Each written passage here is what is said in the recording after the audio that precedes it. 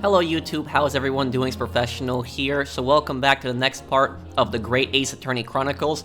We're gonna continue from where we left off, and so the trial is getting pretty crazy right now. The jury is saying guilty. We're gonna try to change the jury's mind. I love this game so much for you guys so far. This is my favorite game that came out this year, and I just love playing this for you guys.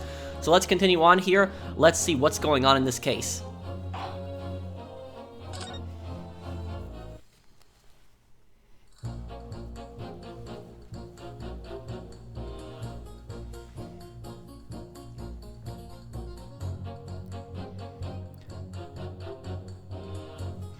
Okay, so we are now, we're now trying to convince the jury and telling them that, their logic is flawed, so we have to try to contradict the jury's statement. The accused left behind evidence at the scene, didn't he? Those 3 books of his. Let's press this. Hold it! But as we know, there was 4 books, not 3. Well, what difference does it make? There's every possibility that the 4th book belongs to the defendant's landlord. Yes, that's the part I have a problem with. Sorry? Well, at the point the woman was stabbed, this landlord fellow was at home, wasn't he? Enjoying a fiery scrap with his wife or something, you said. That's not exactly how I put it, no. Well, anyway, the point is the fellow and his wife were somewhere else when it happened. I think that's what you call a strong alibi. So it couldn't have been the landlord who did it, which only leaves the Nipponese fellow. Honestly, I can't see what all the palaver's about. It's a done deal, isn't it? No. I suppose it is, since I've nothing witty left to say.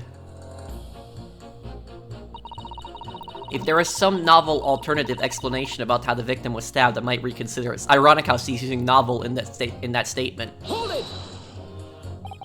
So, you might be willing to change your decision, you mean? Oh my, such delight on your face, but I'm afraid I shan't be swayed by emotion. Despite what you may think of me, I am a very modern, metropolitan, and rational woman. That's great. If one reads the morning papers, it's all forgotten by tea time, isn't it? So why read them in the first place? You see, modern, metropolitan, and rational thinking, wouldn't you say? And not at all extreme.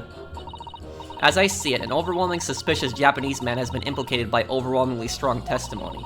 So despite 1 or 2 minor puzzlements, I do declare that the man is overwhelmingly guilty.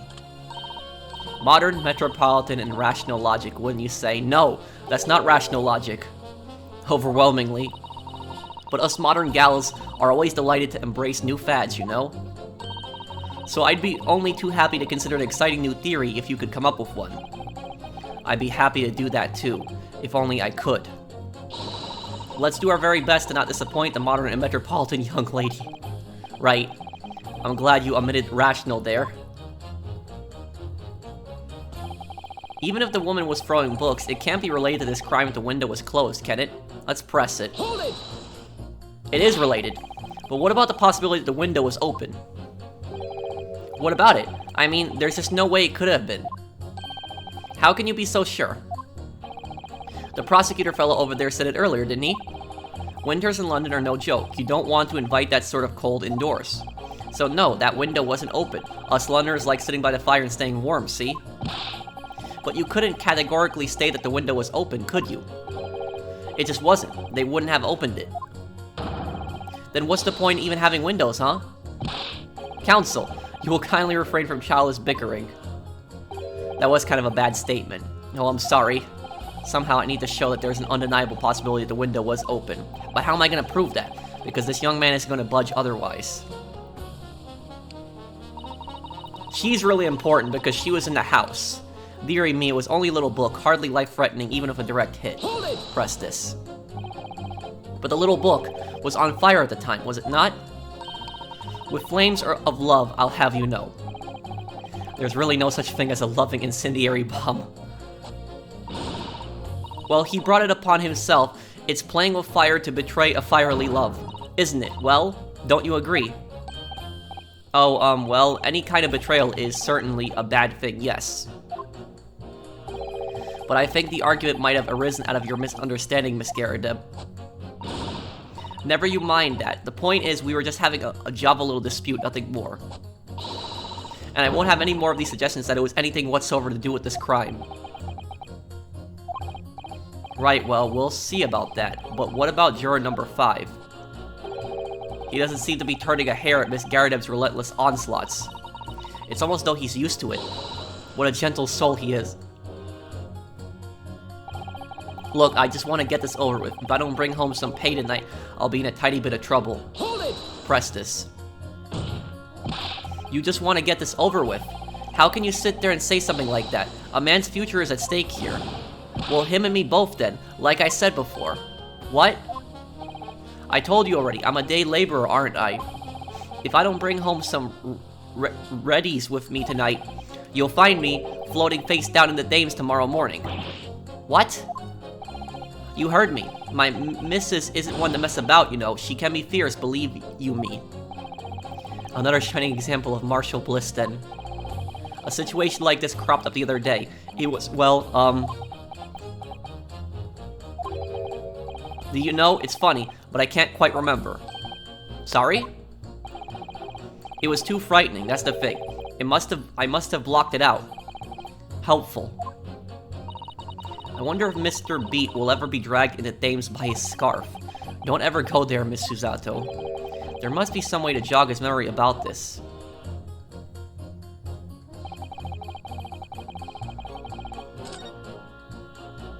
Oh, I didn't mean to... Okay, we're gonna skip all this, because we've seen this before in a previous part.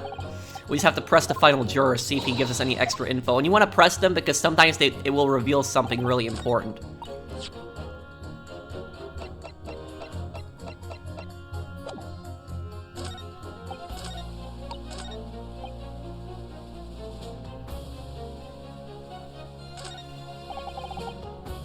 We had a fire at home a while ago. It gave me the sneezes.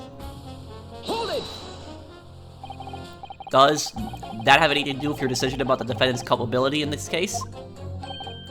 Sorry, what's that? You'll have to speak up, lad.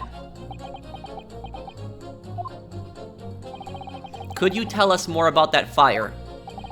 It was last winter. My grandchildren baked me a lovely cake on my birthday. It had 75 candles at the top, it did. What a sight to behold it was. You put candles on a cake? Was it some kind of devil worship? Of course not, it was an angel cake, to celebrate my birthday, obviously. It seems that's a common custom here in Great Britain, Mr. Naruhodo, you're right.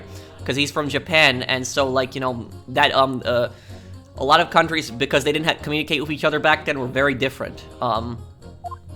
So that's something probably, I'm not certain, but that's probably something that wasn't in Japan, where they would put candles on a cake. Anyway, I mustered all my puff to blow them out. Only I must have blown wrong somehow. The flames didn't go out, but candles went flying all over the room. The furniture caught and everything went up. The whole place filled with smoke. Definitely sounds like devil worship to me. And by the sneezes, I presume you mean a cold. But how did you catch a cold from a fire? What a fiasco it was. The grandchildren, bless them, threw water over me as they tried to put out the flames. And then because the whole room had filled up with smoke, of course, we had to open all the windows to clear it. That's it. So they opened up the windows to probably clear from the fire. The windows. The biting winter air rushed over me like the devil dancing on my grave it did. I caught a terrible cold from it. It put me in a hospital for a while. I won't forget that birthday in a hurry. I knew it was devil worship all along. But something about this old man's story is playing on my mind for some reason. Okay, skip this part here. Now we're gonna try to find a contradiction in the jury.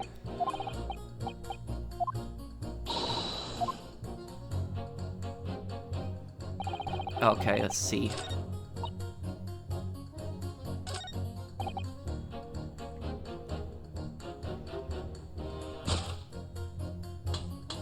Pit him against him.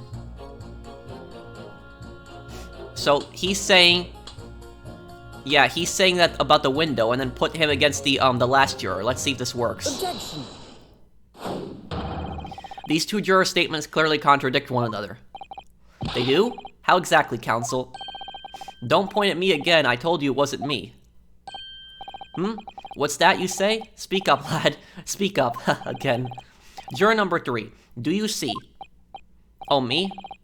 See what, sir?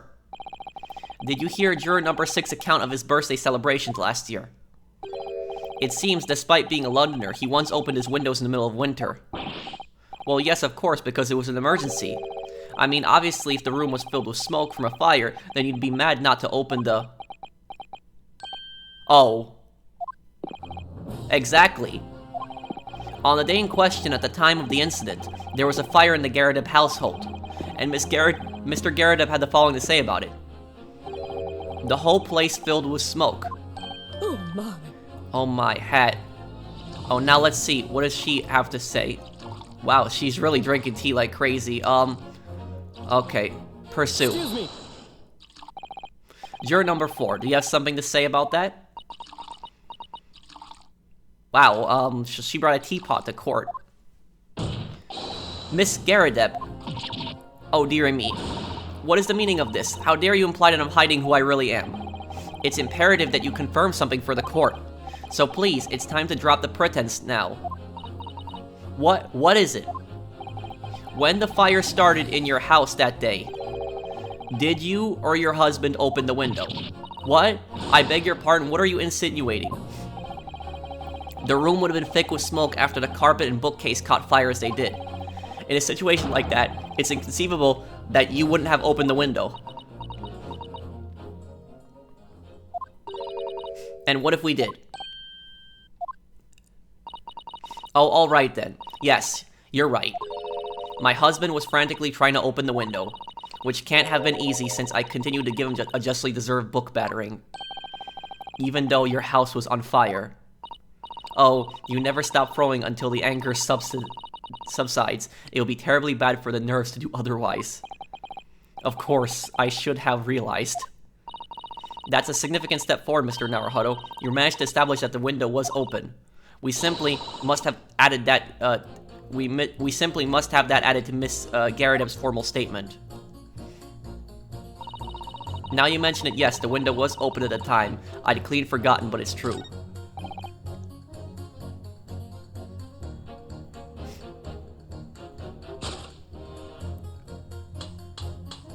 Now we put them against each other.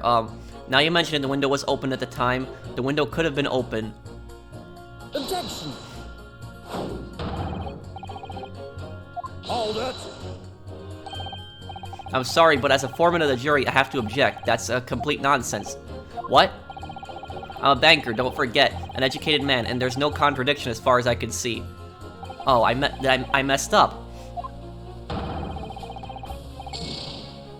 I messed up. I have 4 more chances left.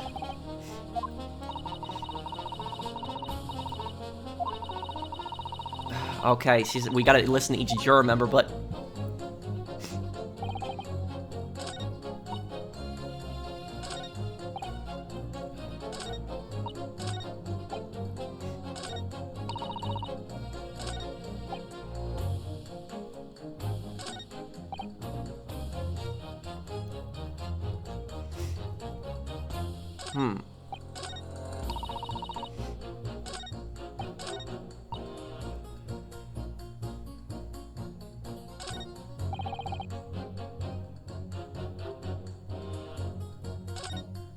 to look for a contradiction now.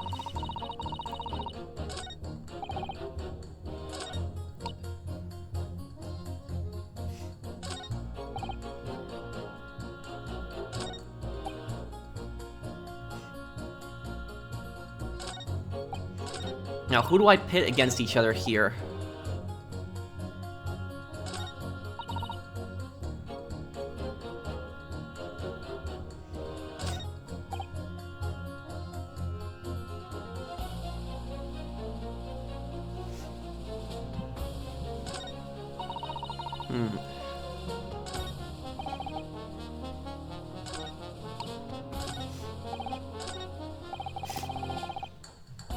I'm just trying to think right now, guys. Damn.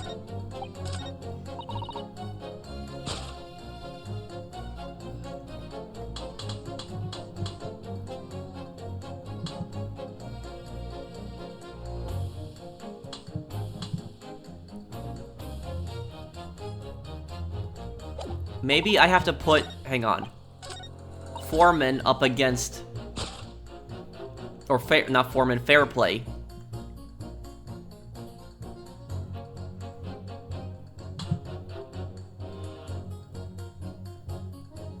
The accused left behind evidence at the scene, didn't he? Those 3 books of his. The window could have been open when the woman was throwing books. I mean, it's definitely a possibility. I don't know. Let's try this. Objection! Hold it! Oh, great. Nope. Damn, I got 3 chances. I'm messing up right now.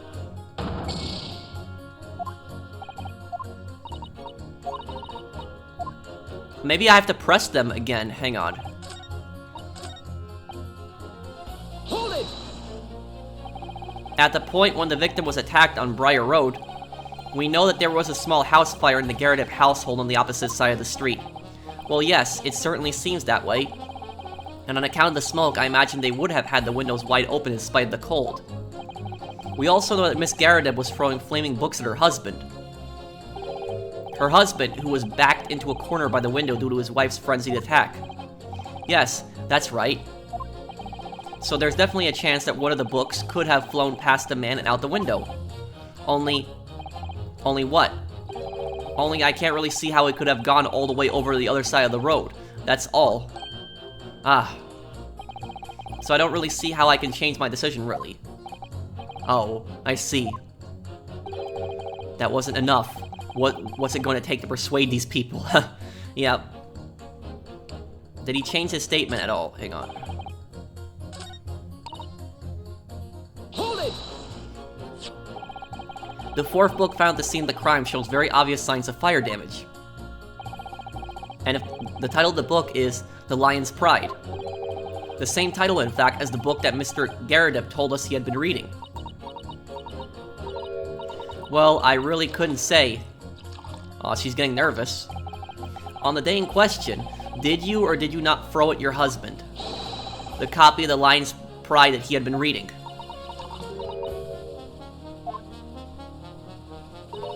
I did.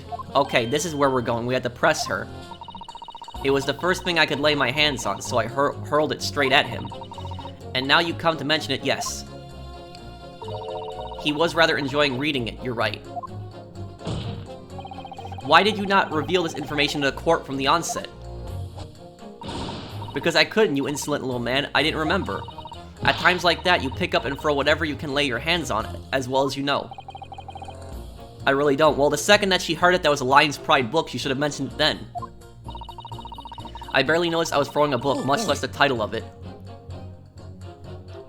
Oh, what's this here? This guy's getting nervous now. Excuse me. What is it, juror number 5? You know something. I've remembered what it was. That memory I'd blocked out. I was listening to what this granny was saying, brought it all flooding back.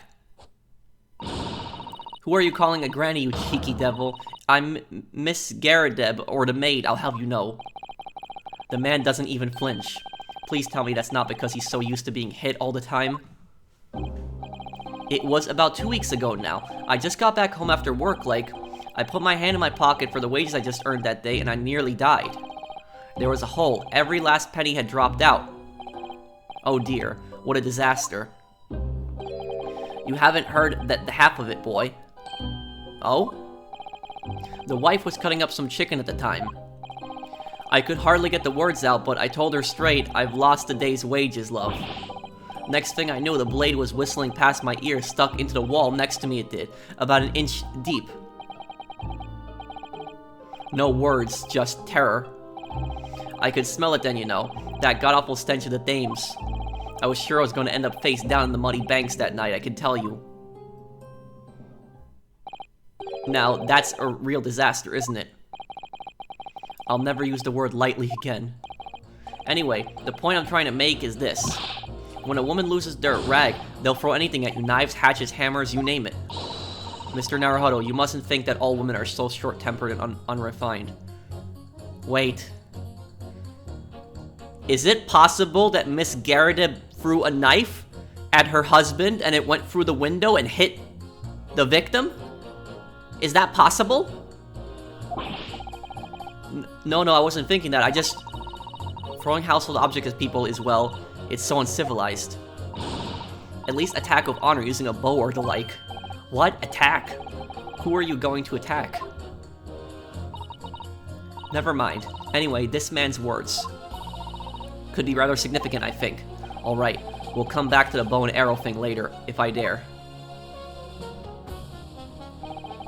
A woman in a rage will hurl almost anything at you. The kitchen knife really brought that home to me. Wait, we go back to the juror. If there was some novel explanation about how the victim was stabbed, I might reconsider. This. I think this is it. Let's see. Objection! Oh, there's no music. It means it's right. These two statements clearly have a deeply significant connection. Good grief. You mean they don't contradict each other? Explain, counsel, at once. Juror number 2. Do you think, perhaps, that this could be one such novel alternative? Oh my, whatever do you mean? An alternative explanation as to how the victim was stabbed in the back. What are you talking about? We've demonstrated that the 4th book, The Lion's Pride, that was found at the scene of the crime, originated in Mr. Garadeb's room on the top floor of his house.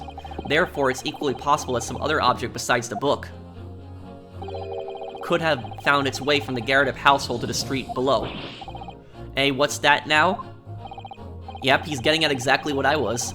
After all, Miss Garadeb could have thrown any number of different objects at her husband. Isn't that right, juror number 4? What are you insinuating now, you little beanpole? I'm beginning to think that, ever since the true origins of this book came to light, perhaps she's had a feeling this might be what happened. Now you listen here, you Eastern Gala. As the foreman of this jury, I demand a straight answer. You give us this yarn about some other object making its way out of the house, but what? What was it? I'm really taking a big gamble here. That was a bold accusation to make, but I haven't any real evidence to back it up. But I'm certain that at the very least, this warrants further investigation. Alright, Mr. Foreman, I'll try to explain the defense's theory.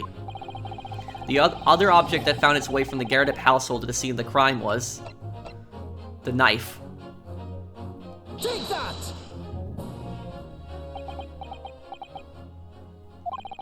Juror number 4, Miss Garadeb. What? What now? I must apologize in advance for this, but I need you to confirm something else for the court. This knife. Have you ever seen this knife before? Good Lord, counsel, what on earth are you doing? That's the weapon that was lodged in the victim's back, man. Yeah, but there's a reason we're showing it to her right now. My lord, remember that when the victim was attacked, Mr. and Mrs. Garadeb were in the throes of an argument. Miss Garadeb was hurling everything she could at her husband, who'd been backed up against a window that had been opened to clear the smoke, through which a book sailed to land at the crime scene. You can't seriously believe that the book was found in the victim's grasp. Are you saying that it flew out the window and across the street to land neatly in her hand? Huh?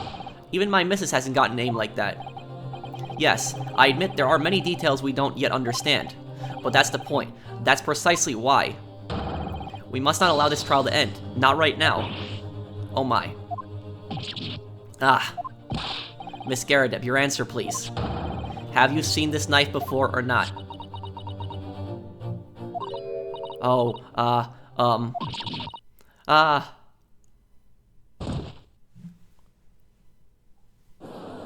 She's seen the knife before. My lord, I wish to change my decision. I'm a woman of my word, after all. Thank you, madam. Yes, I agree. I certainly didn't see this coming, but I just don't think it would be right for this trial to come to an end now with so many unanswered questions. Mr. Foreman, I'd have to agree. Not that I think the granny did it, mind. Yes, you know what? I'm not quite happy about this at the moment either. All together now, ladies and gents.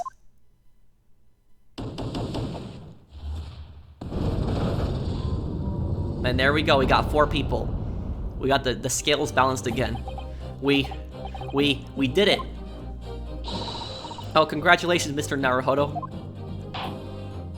I just love that music, that heroic music that plays. It knows you're on the right track. So as a result of the defense's summation examination, a number of jurors' leanings have changed. 2 jurors called guilty against 4 now calling innocent. Accordingly, the opinion of this court is divided. And this trial will continue.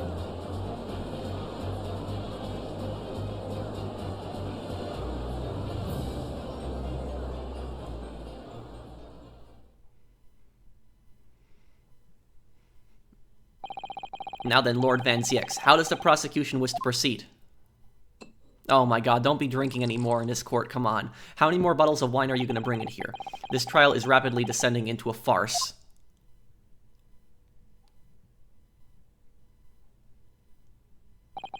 Like a corked wine, for first few sips are bitter enough. Now he's being serious. What follows is so repugnant, it's good for nothing save the gutter. If I may, Lord Van Ziex, the defense has just put forward a credible alternative explanation for what happened.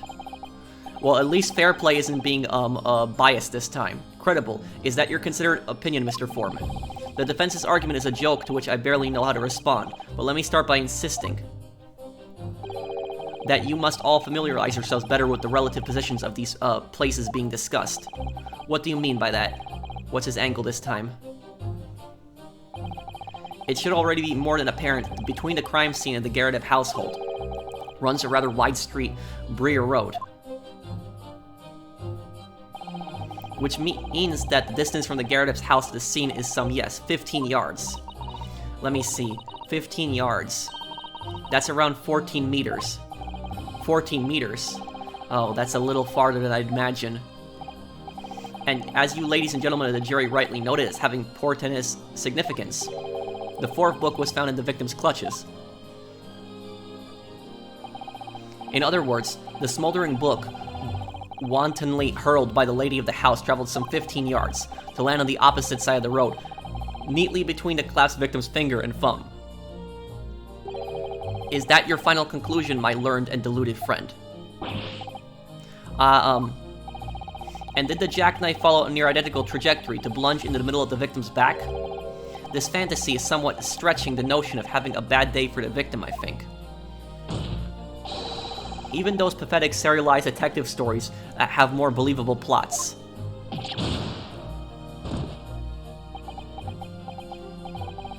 There's nothing I can say to that. That prosecutor loves the sound of his own voice. Miss Susato, serialized detective stories are prophetic, are they? How dare he? Maybe let's pick our battles here. My lord, might I be allowed to speak? As judicial assistant, you may speak for the defense, yes. Go ahead. The prosecution may consider the idea a fantasy, but what the defense has postulated was believable enough to persuade the jury to change its leanings. And as such, the court has a duty to explore this alternative explanation as thoroughly as possible. To that end... What's wrong? Juror number 4, Miss Joan Geradev, must be called to testify and submit to a cross-examination. Saints alive. A cross-examination of a juror? Yeah, this trial would be completely rescheduled if the situation like this happened. First of all, you wouldn't have a juror that lives across the scene from where an attempted murder was. You wouldn't have that happen. And even if the juror was somehow found to be connected to the case, the trial would be probably ended, the jury would be changed, and it would be retried again. A cross-examination of a juror, that's what we gotta do. It's a very weird situation, but we gotta do it. Order, order, order. Well, this is highly irregular. It is unprecedented for a member of the jury to be summoned to the witness stand. Objection! What are you gonna object about? She's clearly involved in the crime. And unnecessary. Lord Van Ziex? There are already witnesses in the stand whose testimony the defense may further cross-examine. If my learned friend's partial theory has any truth in it, then both a burning book and a jackknife must have flown through the sky before this couple's eyes. Not necessarily, you wouldn't see something like that. Like, even if the street is lit at night, you wouldn't notice something small like a knife just flying really fast and just hit somebody. Like a book you might notice, but like a knife, you wouldn't, I don't think you'd really see that. And we must assume they would be able to testify accordingly. What say you, witnesses?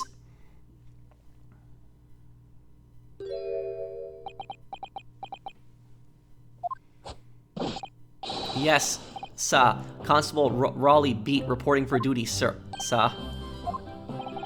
Well, Good morning, officer. Sorry for dozing until now. Sir, I haven't slept for a month on account of a villain who's appeared on my beat, sir. A month. Oh, they are so heroic, these London bobbies. Patricia, my darling, I've been neglecting you, but no more. Oh, Raleigh, my hero, you make me swoon. Very well. I hereby reject the defense's request. Oh, come on, Judge, you can't do that. She's involved in the crime. Oh, and order the witnesses in the stand to testify again. State forthwith before the court any details pertaining to the defense's alternative explanation of events. Yes, sir. Let's get to the bottom of this, because I feel like they either didn't see something or they're lying about something. It's one of the two. Like, I just have a feeling in my gut on that. The case has nothing to do with Mr. and Miss Garrett. Believe me, a London Bobby is good for his word. Well, you don't know this couple. You can't really say that. You see, sir, the windows on the top floor of the Garrett house are top-hinged casements. Obviously, if anything had been thrown out of the window, we would have seen it. I did leave the scene to go and fetch help. My trusty Raleigh was there to make sure nothing was disturbed. I didn't take my eye off the crime scene for one moment, sir. Nothing strange to report on that front, sir. Something's off here. Well, this is quite startling. Top-hinged casement windows. That detail was not in the police report, Constable. Ah, yes, sorry about that. I must have been a little drowsy, You cannot excuse your sins with drowsiness every time, Constable. No, sir. Sorry, but... what exactly is a top-hinged casement window? And you. You cannot excuse your ignorance with such trite remarks, my learned friend. Well, he's from Japan, so you can't really give him a hard time on that. Buildings are different. In this time period, especially in Japan, the majority of buildings are built out of wood. The majority of buildings in Britain are made out of brick and concrete. So the structure of the buildings is completely different. If this idiot went to Japan, he probably wouldn't know a lot about the structures of buildings, so he can't really say that to him. This guy's being ignorant right now. Of course, sorry. I found it, Mr. Naruhodo. Cast your mind back to the windows in Mr. and Miss Garredeb's room. Alright, I'll try. So the window opens in order to allow air to circulate inside the house. But as its top-hinged casement window, it swings open along the upper edge, you see.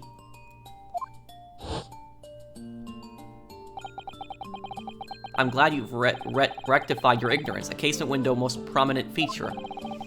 It is its stay, a metal bar which prevents the window from being opened beyond a certain amount. It prevents it opening. This is all news to me. Absolutely correct, sir. In other words, if a book or knife were to have been thrown through the open window, it would have shattered against the pane and fallen straight down to the pavement below. No. You see the problem then? Good. Your education in Windows is complete. There was never any possibility of either a book or the knife traveling 15 yards over the road. There has to be some explanation, because Natsume didn't do that. He didn't stab the woman. That is, unless the window pane had been shattered, something we've discounted already. That can't be.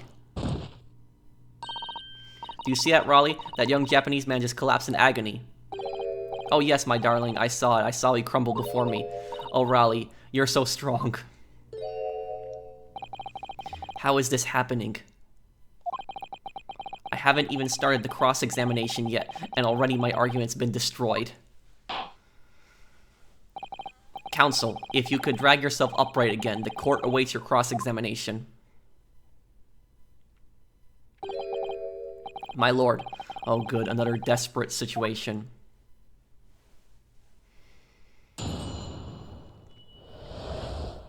There's something off here.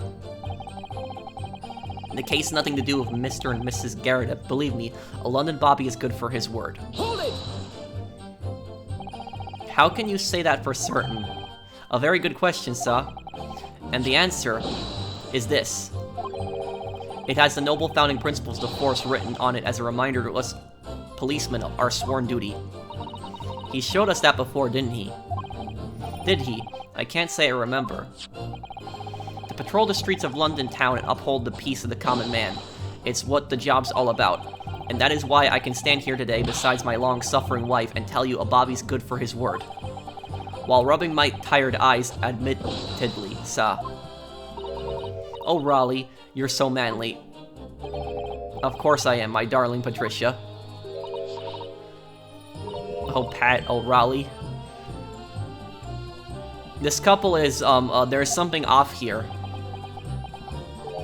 No, none of this is what I meant. How can they constantly bring up their relationship and everything? How can you say for certain that this case has nothing to do with Mr. and Mrs. Garrett? I see, sir. You should have said so earlier, sir. Yes, well, so, could you answer the question? That was a waste of time, then. Absolutely, sir. I will answer to the fullest of my ability, sir. There's a surprising reason why Mr. and Miss Garrett's domestic dispute can't be related to this case. But before I get into that, sir, just one thing. Yes? I'd very much like you and all your countrymen to understand the great British institution of Scotland Yard. So I hope you'll take back some tales of us London Bobbies and how we uphold our guiding principles. I wasn't planning on going back just yet. I've only just arrived here. So to that end, sir, I'd be happy to lend you my warrant card for your perusal. But I must warn you, you won't be able to get through it without shedding a few tears. Thank you. I'll try. Gotta get a drink here.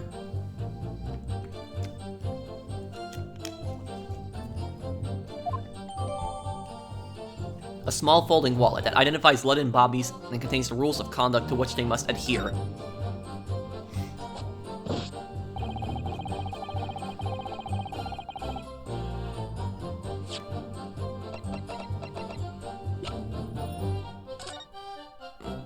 A policeman will strive to preserve the peace within his allotted bed. A patrolling officer is expected to walk 20 miles around his beat every day for the furtherance of community relations.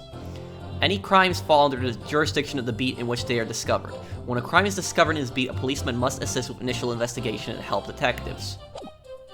This is gonna come in handy somehow later.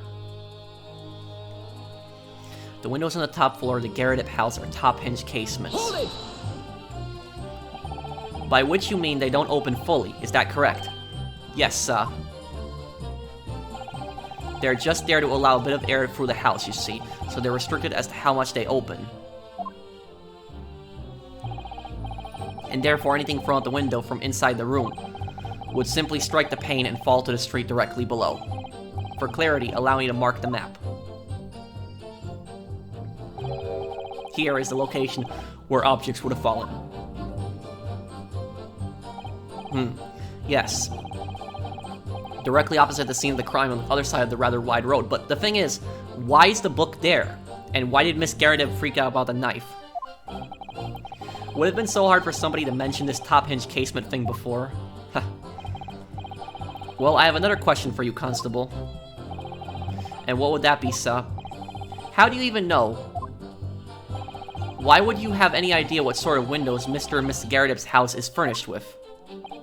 Ah, well, sir, that's very simple. You see, I helped with the investigation yesterday. Oh.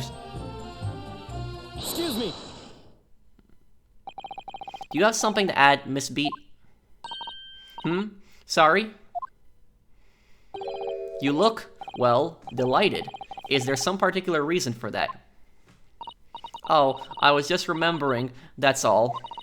We really were so lucky. Lucky? What do you mean? How are you lucky that you see an attempted murder? Well, of course, I feel terrible for the poor woman who was attacked. Don't misunderstand me, please. But we were just so lucky it didn't happen on Raleigh's beat. It was so close, you see. Oh, I hadn't realized. Oh yes, that's Street Briar Road. That's the boundary between Raleigh's beat and the next one. Isn't that right, my love?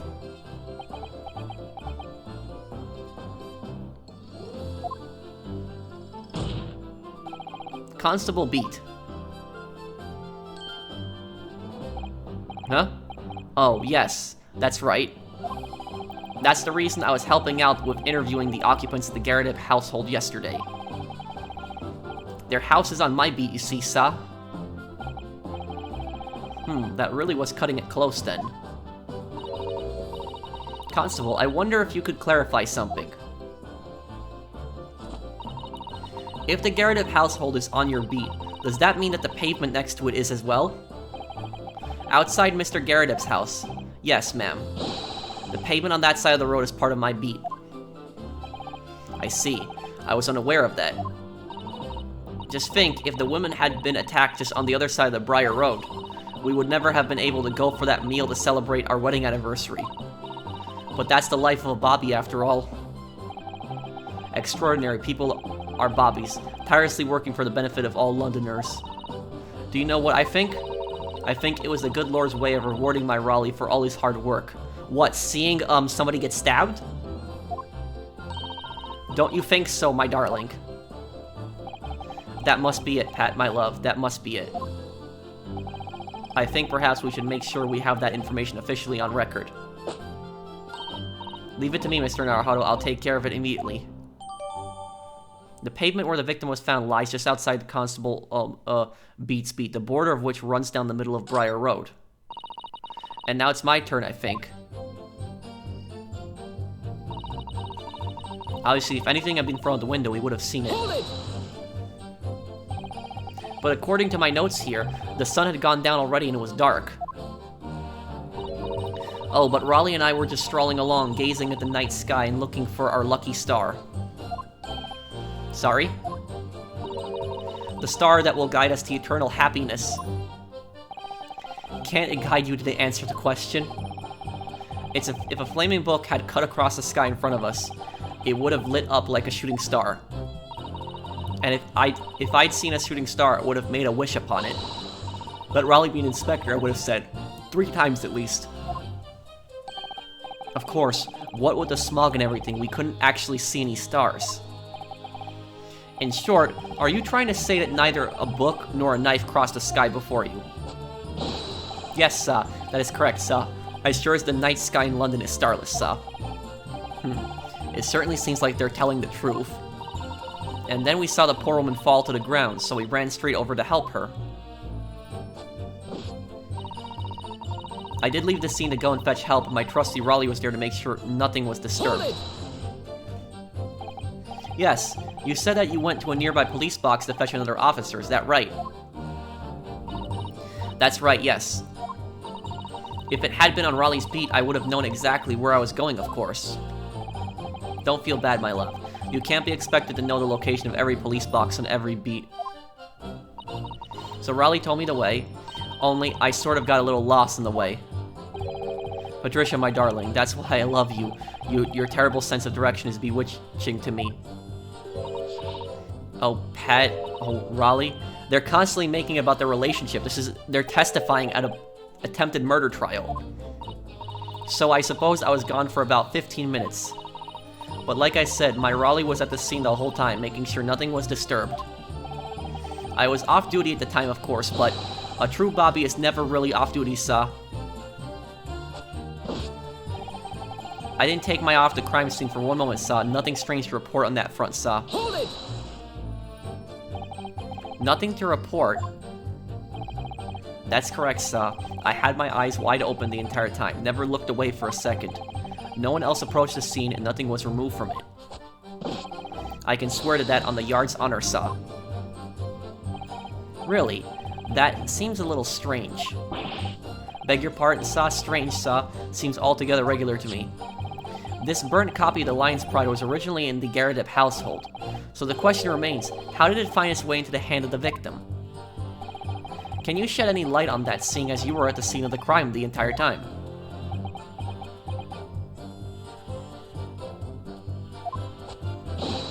Aha. Could it be a different copy, sir? One that just happened to be burnt as well? No, I don't...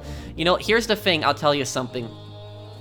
When I learned, when I went to college for law enforcement tech, that's what I graduated with a bachelor's in, and when there's no such thing really as a coincidence in law enforcement. Sure, it's technically a possibility, but there's really no such thing as a coincidence. So like most detectives, they'll tell you they don't believe in coincidences. So when something happens to be at a certain place or something like that just falls into place, that's not a coincidence. I don't really believe in that. Especially in like cases like this. It is possible there is a coincidence, but it's highly unlikely. Even if that were possible, why would the victim have been gripping a book like that in her hand? As we can see from the photographic print, she had a bag over her shoulder. Well, sir, that book was in the lady's hand from the moment we arrived at the scene. Is that so? There's something about this statement that's not sitting right with me. The two mysteries of how that knife ended in her bag, and how that book ended in her hand. There must be some common thread between them. Can I ask you something, please, Mr. Lawyer, sir? Oh, yes, of course. What is it? You're doubting us, aren't you? I can tell. What? I wasn't really, what's she doing? Please, just because I'm a woman, it doesn't make my testimony any less valuable. We never said it did. You might just see me as the wife of a policeman, but I'm a woman of my word, I am. I really don't remember ever suggesting that I doubted you. No excuses, I don't want to hear it. My voice will be heard. My lord, you let me speak, won't you? Yes, Miss Beat, I will allow you to supplement your testimony if you so desire. Sometimes the path of least resistance is the sage one. That was a very loud mutter. I heard that. A Japanese man thinks a policeman's wife word counts for nothing, does he? No, we never said that. Sorry guys, still a little sick. Well, watch out, sir. I might let you get away with something like that, but my Raleigh won't. Duly noted, Miss Beat. Please, I humbly ask you to continue. What could she possibly be about to say, I wonder? I know what I saw. My eyes never let me down. My sense of direction is a little off sometimes, though. Your sense of direction. Hold it! Miss Beat, nobody is questioning what you've told us. I saw it. I did. That evening I saw it clearly. That little Eastern man with the whiskers and the funny curved back, slinking away from the scene. Ha. And I know what I didn't see as well. I didn't see any flaming books or knives flying through the sky. All very clear. You also mentioned something about having a poor sense of direction. Oh yes. Well, that's a little embarrassing, really. I'm always ending up at the wrong place when I've made arrangements to meet Raleigh. He gets ever so cross. Excuse me. What is he? Constable Beat, is there a problem?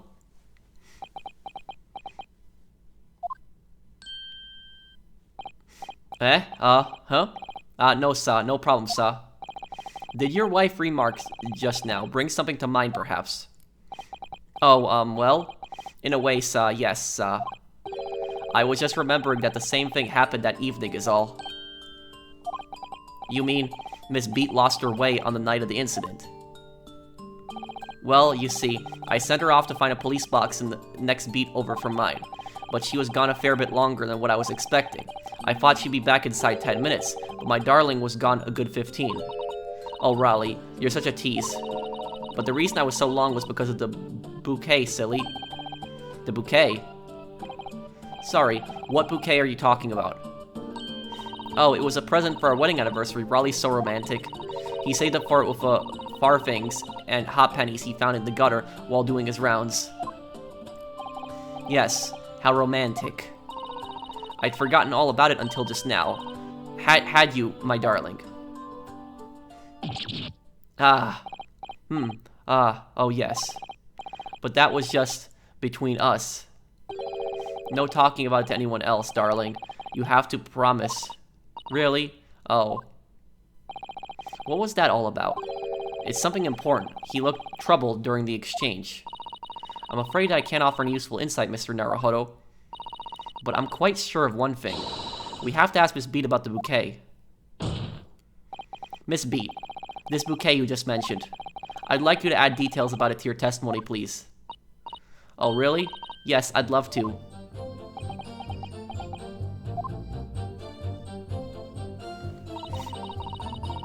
What happened was I dropped my bouquet and ended up losing my way for a while. Hold it! You mean you dropped the bouquet at the scene of the crime? Yes, that's right. Oh, I was so upset. When we ran over and saw it was a woman with a knife in her back, I was just so shocked I dropped the bouquet Raleigh gave me. It was in a dark spot where the street lights weren't casting any light, so I didn't notice at first. And then, you went to the police box to report it to the policeman whose beat it was on. Yes, and I came back to the scene together with the other constable, you see. That's when I spotted my bouquet again, but the funny thing was, when I went to pick it up, it was nowhere near the victim's body at all. In case you need to reminding, Miss Beat, the victim is not deceased. I was all flustered for a moment before I heard a voice calling me from the other side of the road. Your husband, presumably. That's right. Silly me, I'd gone over to the wrong side of the street. Although, I'm going to blame the bouquet this time. I can't think how it got there, I really can't. So the bouquet somehow managed to move from one side of the Briar Road to the opposite. Curious indeed. Isn't it? But the worst of it is, I forgot to pick up the bouquet up again when we left the scene. That beautiful rose Raleigh bought me, with that change from the gutter he spent so long collecting. By bouquet, do you perhaps mean this solitary rose? Oh, yes, that's it. That's the bouquet Raleigh bought me for our anniversary with the old bits of change he found in the gutter. Maybe just call it a rose? Tell us, Lord Van Zix, where did you come by the flower? According to the report by the police officer in charge of the crime scene investigation, it was found on the edge of the pavement in front of the Garrideb household. In front of the Garrideb house, although it wasn't noticed until the morning as it lay where the street lamps cast no light. It was believed to be of no relevance to the case since it was found the opposite side of the thoroughfare. Thoroughfare, I'm pronouncing that correctly. Oh, thank you, sir, thank you. Could I have it back now, please? No, I think for good measure this rose should be added to the court record as evidence. Oh. A present for Patricia Beat from her husband, Raleigh. The shock of seeing the stabbed victim caused Miss Beat to drop the rose where she stood. But how did this get from one side of the street to the other? But it's a symbol of our love. I want it back after the trial, do you hear me? I want it back. Good grief. Rest assured that I shall do my very best not forget Miss Beat. I didn't take my eye off the crime scene for one moment, sir. Nothing strange to report on that front, sir. Hold it! Nothing to report. Okay.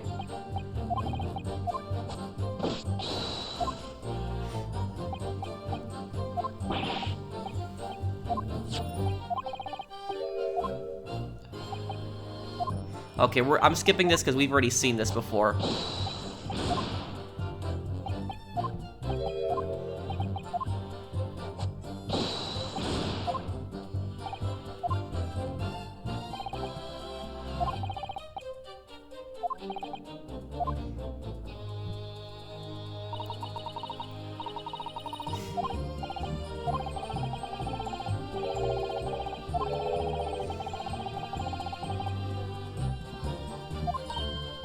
Oh, he's starting to get a picture of what happened. The fourth book that had no business being at the scene of the crime made me sure Miss Garrideb was hiding something from us.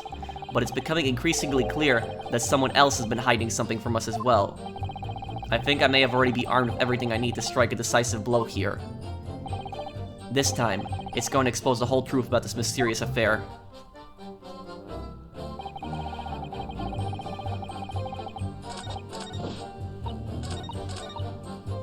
So, Ryunosuke said that we have all the evidence that we need.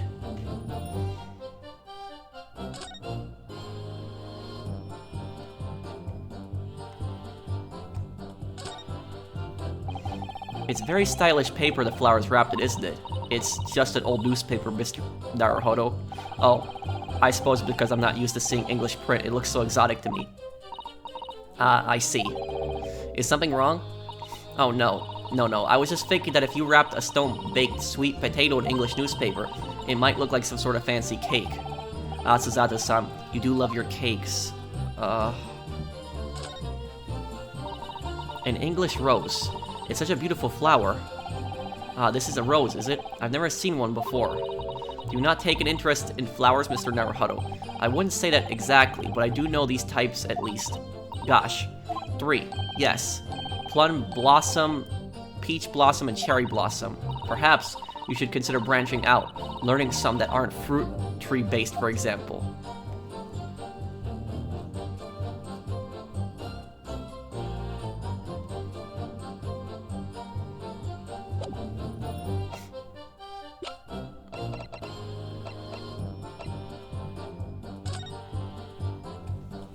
Young woman rendered unconscious following a stab wound to the back. Olive green female, stout build, early 20s.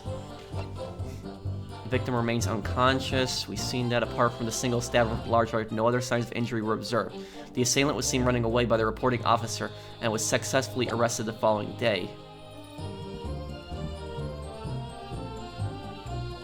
The pavement where the victim was found lies just outside Constable Beat's Beat. How weird is that? The border of which runs down the middle of Breer Road.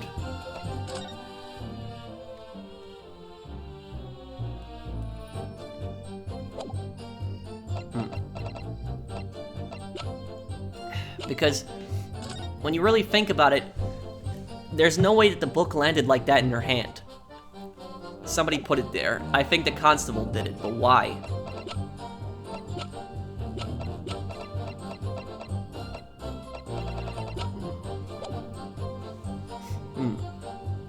Gonna save here. Okay. Something isn't right here. I think this is the statement that I have to present something on. But now the question is, what exactly? I didn't take my eye off the crime scene for one moment, sah. Nothing strange to report on that front, sah.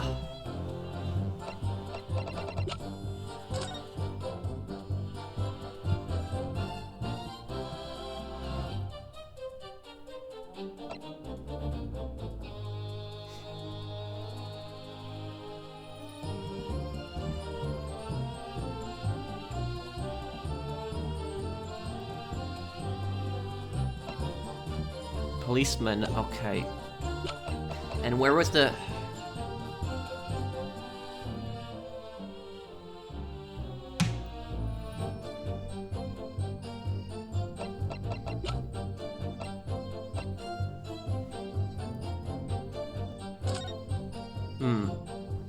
Policeman will stretch, reserve the peace within his allotted beat. Patrolling officer is expected to walk 20 miles.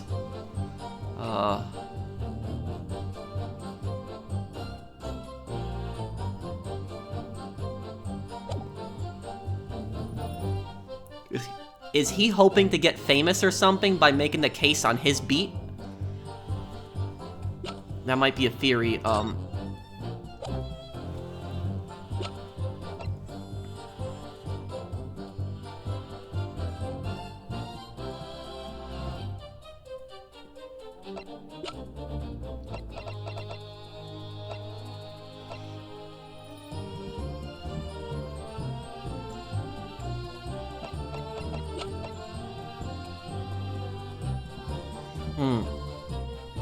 The bouquet.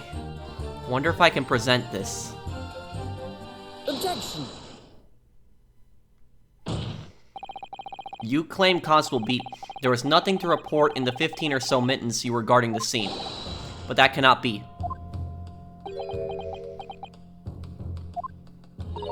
What? What do you mean to say?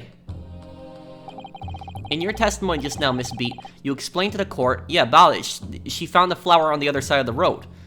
How did it get there? The only person that could have done that is the constable, that when you arrived back at the scene of the crime with the policeman assigned to that beat, the bouquet you had dropped at the victim's side was no longer anywhere nearby. Objection! Yes, on the opposite side of Breyer Road, to where the victim was attacked. But considering the size of that meager bouquet, if a single sorry bloom can be so described... No doubt it was blown in the wind across the street back into the gutter where it belongs. Meager? Objection! But if that were the case, why did Constable Beat not testify to the fact? Exactly. That the flower got blown across. Look, we just caught him off guard. No one else approached the scene, and nothing was removed from it. Constable Beat swore to that on Scotland Yard's honor. But the bouquet belongs to me. It has nothing to do with the case. That's why Raleigh didn't mention it, I'm sure. No. Because sadly, it's not only your bouquet we're talking about here. More than one thing in this case is mysteriously the wrong way around. What are you talking about? Think about it. Besides Miss Beat's bouquet, there's Mr. Garrideb's book. Exactly. It landed in her hand. It was just strange. Mr. Garrideb's copy of The Lion's Pride, which was thrown out the window by his wife, would have struck the pane of the casement window and landed here on the west side of the street. And yet, it was actually found here on the opposite side of the road, in the victim's hand. Meanwhile, according to the testimony we've heard, Miss Beat's bouquet should have been dropped here at the scene of the crime, on the east side of the street. But in fact,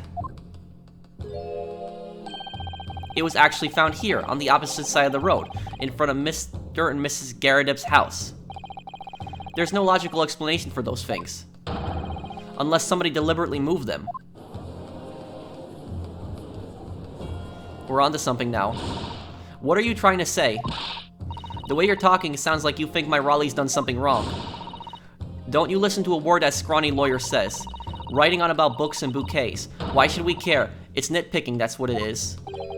Oh good, Miss Garrideb's come around. You might call it nitpicking, Miss Garrideb, but deliberately meddling with the scene of a crime is a criminal offense. It's called, obstruction of justice or tampering. Tampering, Mr. Naruhodo. But the person responsible for this tampering cannot admit to it, for a very subtle but compelling reason. Objection! Tampering. You've barely heard the term before. Tell us, my learned friend.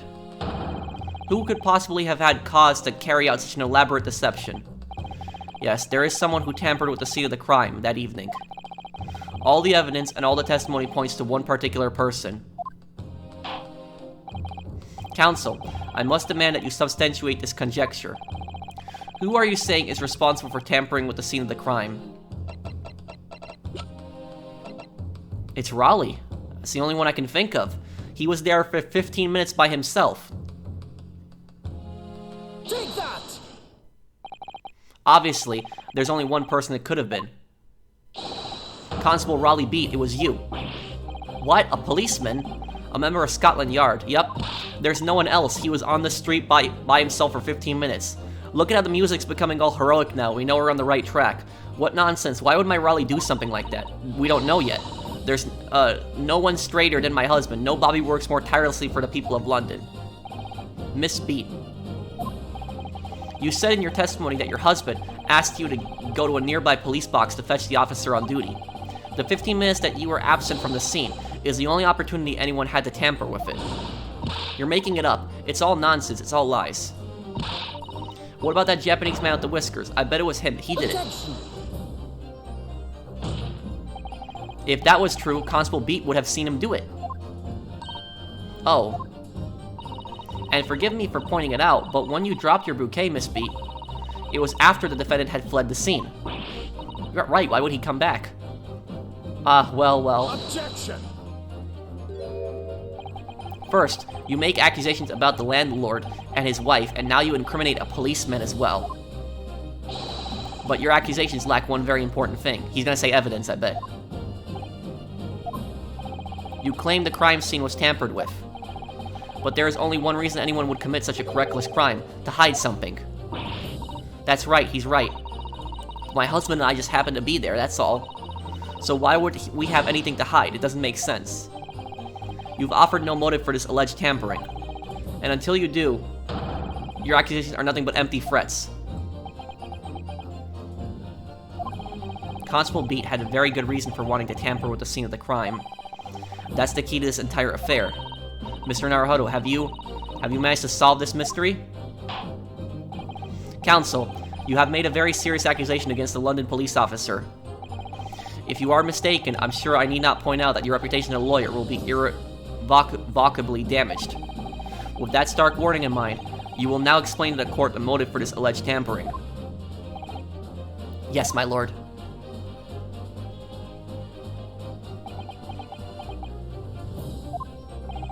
Constable Beat's motive for tampering with the crime scene was to hide.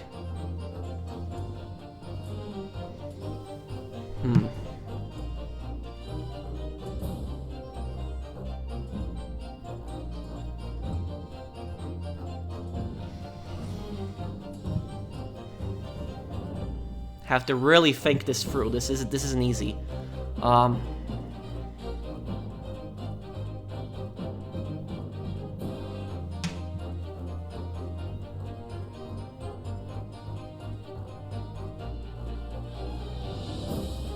I'm thinking of the bouquet, but why would he tamper with the scene exactly, though? I'm just trying to think. I bet some people are watching have the answer right in their heads, but I'm just trying to think right now. What could be the reason?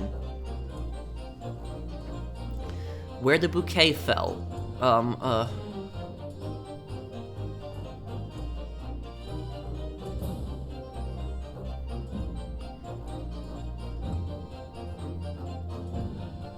It might be the bouquet because they might have lied about what angle of the street they were actually coming from, and the bouquet would have actually shown that they were on the other side of the street.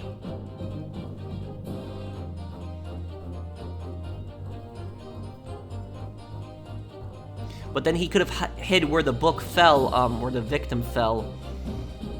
They're all possibilities.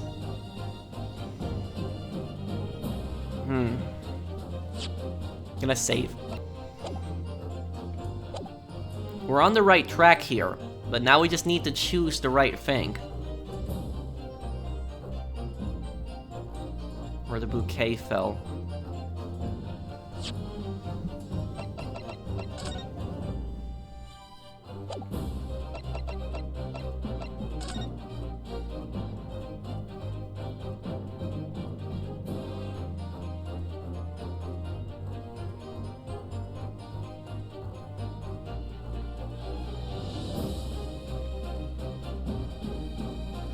It's possible she was actually walking here.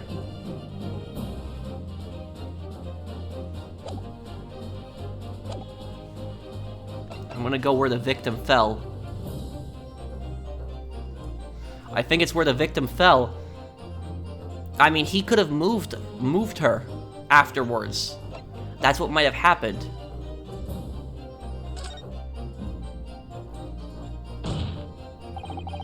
Where the victim fell to the ground. That is what this Bobby had to cover up at all costs. What? Where the victim fell, you mean where she was attacked? No, where she fell.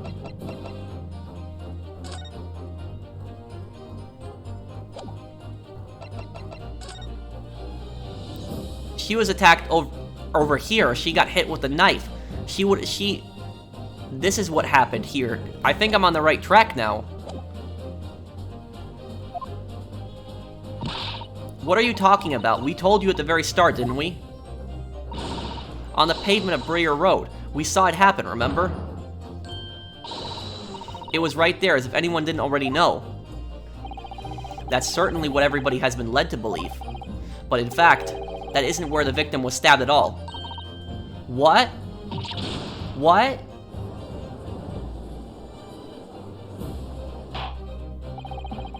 I'm beginning to wonder where this tumultuous trial will end, Counsel. If that's your assertion, then the court is dying to know, my Nipponese friend. Where are you proposing that the crime scene actually took place that evening? Let's see if I'm right on this. I think it happened here. On this side of the road. Because it would have been right underneath the window. Take that! But that's on the opposite side of the road. I don't understand. On the evening in question, she was walking really there, and so remember, the window, because of how it is, when you throw something out, it's gonna hit against the glass and then fall down. So that means the knife fell down and hit her. That's what happened, and the book fell too. But the question is, why is he moving her to the other side of the street exactly? That's the question, though. Would it be because of the bouquet? There's something else going on here. Because wait a second, wait. Didn't they say, hang on a second. The victim was found lies just outside Constable Beat's beat, the border of which runs down the middle of Briar Road. So, basically, the other side of the sidewalk isn't his beat.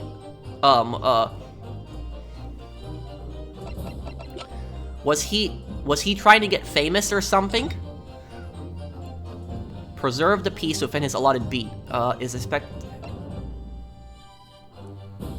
They fall under the jurisdiction of the beat in which they are discovered. He might have been trying to get famous. On the evening in question, Mr. Garrett's book fell directly down from the open window above, and your bouquet, Miss Beat, never moved at all. What did move was the scene of the crime itself. I see now, so the bouquet didn't move, he just moved the body. Or she wasn't dead at the time, but she was unconscious. Good gracious. Objection! Perhaps you haven't been listening to the ample testimony the court has heard. But these witnesses both saw the moment the attack took place. That's right, I saw it with my own eyes. Look at how Mr. Beat is being very silent right now. It was 5 o'clock in the evening and already dark. There was a typical London fog on the ground. When you saw the incident unfold and ran to the victim's aid, that was actually on the west side of Briar Road. No, that's not true. It can't have been. Remember, her memory is bad when it comes to directions. Constable Beat then arranged for you to be absent for a while by sending you for help. And during the 15 minutes you were away, he transplanted the crime scene. He moved all the things shown in this print, the victim herself, the 4 books. He moved everything, in fact, to the pavement on the east side of Briar Road. Extraordinary. But the constable overlooked one thing. What? What did he overlook? The bouquet, I presume. Exactly. The prosecution told the court just a few minutes ago about the discovery of the rose bouquet. Lord Van Zayek said it wasn't noticed until the morning as it lay where the street lights cast no light. Yes, it couldn't have been seen in the dark, obviously. Which is why it was only the bouquet that was found in its original position, on the pavement on the west side of Briar Road. And that is the defense's theory about what really happened that evening. How do you respond?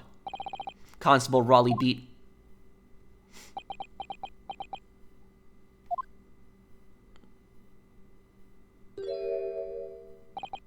Well, I'm very sorry.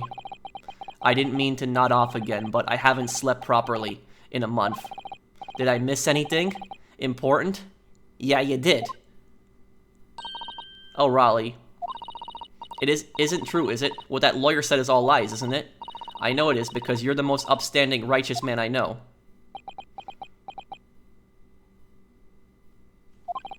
I had a dream. A terrible dream. All the things I did that night. Everything come out. Everything exposed. Only, it seems it wasn't a dream at all. Good golly. He's admitting to it. Order, order, order. What on earth is the meaning of all this? Oh, Raleigh, why? Why would you do something like this? Moving a corpse is a criminal offense, isn't it? Well, she wasn't dead. Wishing the victim dead should be one too. Constable, explain yourself. Why would you do this? As a respected member of Scotland Yard, your duty is to protect the good people of London Town. I can't say, sir. What? I really am ever so sorry about all this. For damaging the Yard's reputation. For everything. Well, why? What's the motive here? I have a possible explanation. For why, on that particular evening, Constable Beat felt compelled to move the scene of the crime. I can think of one reason. What? How could you possibly know? You are a foreigner presuming to understand the mind of a Scotland Yard policeman. Yep. And yet, Lord Van Ziex, it is this foreigner who has uncovered the startling truth of the matter thus far. Right on the judge. Good job, Judge. I believe it would be beneficial to the court to hear this extraordinary young lawyer's theory. Counsel for the defense, if you please. Yes, my lord. Now then, I think you better show us some evidence. At once, my lord. England, Japan.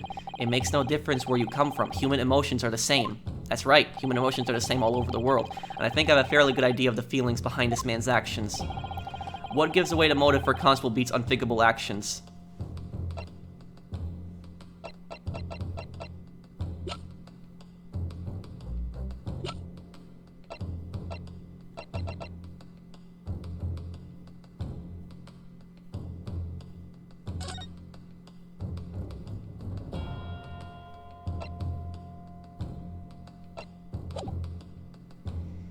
I think it's the case file.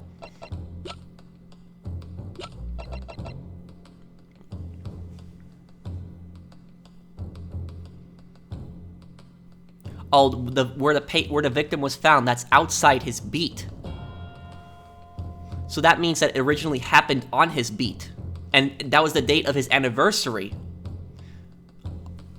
I see now. So he moved. I was wrong in my initial theory. He didn't move the body because he wanted to be famous. He moved the body because he didn't want anything to do with the case. Because he wanted to go with his wife on their anniversary dinner or date. Is that right? That he would move somebody that just got stabbed so that he could enjoy the day with his wife? That's a little disturbing when you think about it. The music's getting all pumped right now too. It's okay, let's try this. Hopefully I'm right here. Take that! It's this piece of evidence here, you see? I'm sorry to say that I don't counsel. Objection! What I would like to know, my learned friend, is the motive for your unthinkable actions. By which I mean that abysmal response. Okay, I still got 2 chances left. Okay. Okay.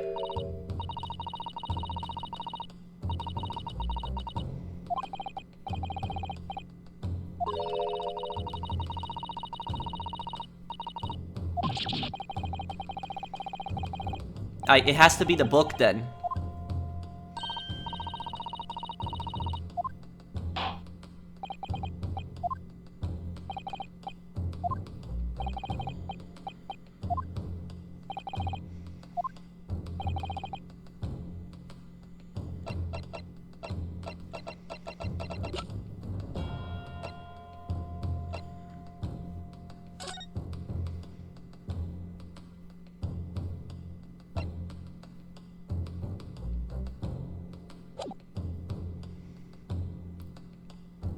Let's see. It's the Warrant Card, it is then. I realized I'm a foreigner in this land, and I've only just arrived from Japan, which is why all this information about London's so-called bobbies is completely new to me. I've learned that, though honorable, patrolling the beat is the most demanding work in the world. For example, keeping the peace, looking after the citizens on his beat in all kinds of ways. There's no doubt that the young Bobby is charged with a great deal to do each day, certainly. But for Constable Beat, the day in question was special. His anniversary. I'm on the right track. But now you see, I showed the map, and the map says that the victim was found on the opposite side from his beat. So, you know, technically I could have used that also as evidence, but the game said that it was wrong. It was the book instead. You know, I was thinking it was either the book or the map, but I thought it was the map because the map said it was his beat there, but I guess that's that. Special. How? It's the anniversary. On account of this bouquet, my lord. Oh, yes. It was our very first wedding anniversary.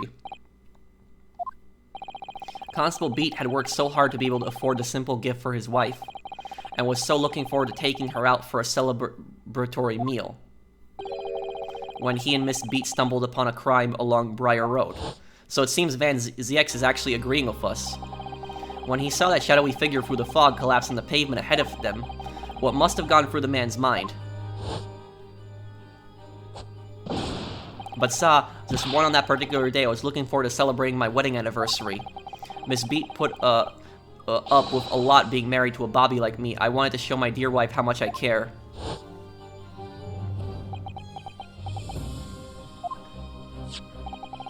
This is the warrant card that Constable Beat offered to lend to me earlier. Inside, among the rules for trolling policemen, it says, when a crime is discovered on his beat, a policeman must assist with initial investigations and help detectives. Aha. Constable Beat.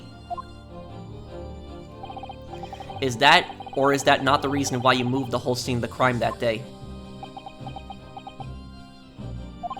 Yes.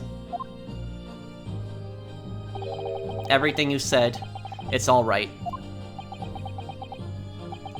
So that's it. It was all to do with the boundary of your beat. Oh.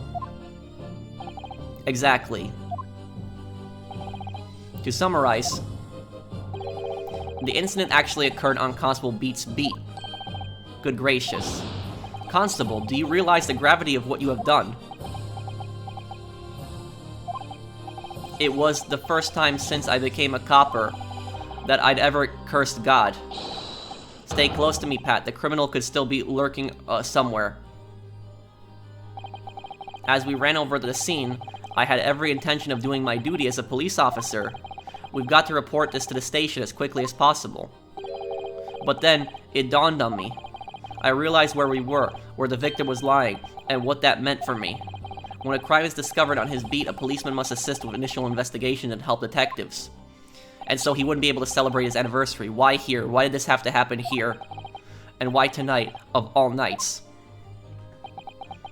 Why? So he worked tirelessly as a cop, and he's never had any time to spend with his wife. And so he staged a crime scene just so they could enjoy their anniversary dinner together? That's kind of messed up. I understand that he works hard and all, but he's basically, because of this whole mess that he created, an innocent man was about to be accused of attempted murder. It's a copper's job to guard the scene of the crime, so I told Patchy to have to go to the nearest police box and fetch whoever was on duty there. It was then when I opened my mouth to speak. It just came out. I couldn't believe the words that were coming out of my own mouth. This is the next beat to mine, Pat. So you'll have to go to the police box that covers it. Turn right along Meerschaum Street, and then...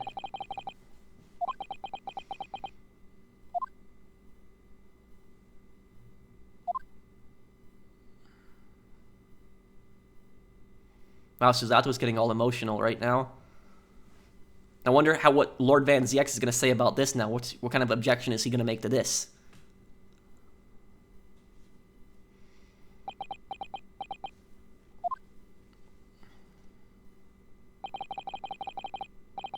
I'm sorry. I'm so sorry. Oh, Constable. I just wanted, just that one night, to take my Patricia out for dinner. Oh, Raleigh. Just that one night.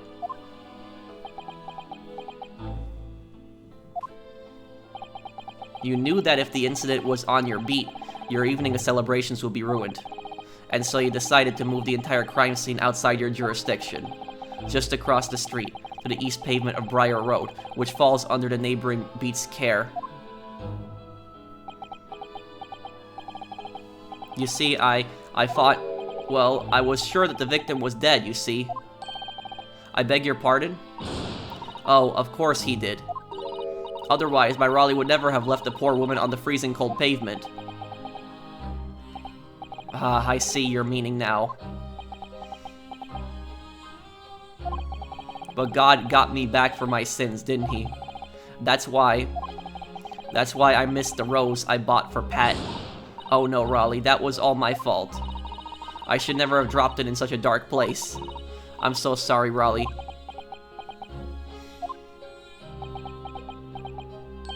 Oh, he's probably gonna be fired from, he's not gonna be a cop anymore, and, in this type of situation, and he's also gonna face obstruction of justice. And can you tell us, Constable, how many books did you move, tampering also, from one side of the road to the other in total? 4 it was, yes, definitely, 4. 3 of them dropped by Mr. Natsume, and the 4th being the one that fell from the window upstairs in the Garrett household. Of course. But what made you place that book in the victim's hand? When all the others were scattered haphazardly around, I mean. Oh, well, sir, that's because that's how I found it. How you found it? What do you mean? When we first ran over to the scene, the victim was already holding the book. So when I moved everything, I made sure it was still in her hand. You're sure it was this book, The Lion's Pride, that the victim was holding? Oh yes, sir, no doubt about it, sir. Interesting. So that was always in her hand. I thought it was an open and shut case at the time, you see. There was only 2 people at the scene, and Pat and me both saw it happen. However, which way you looked at it, it had to be the fellow who ran off who done it, I thought. I couldn't see the harm, really.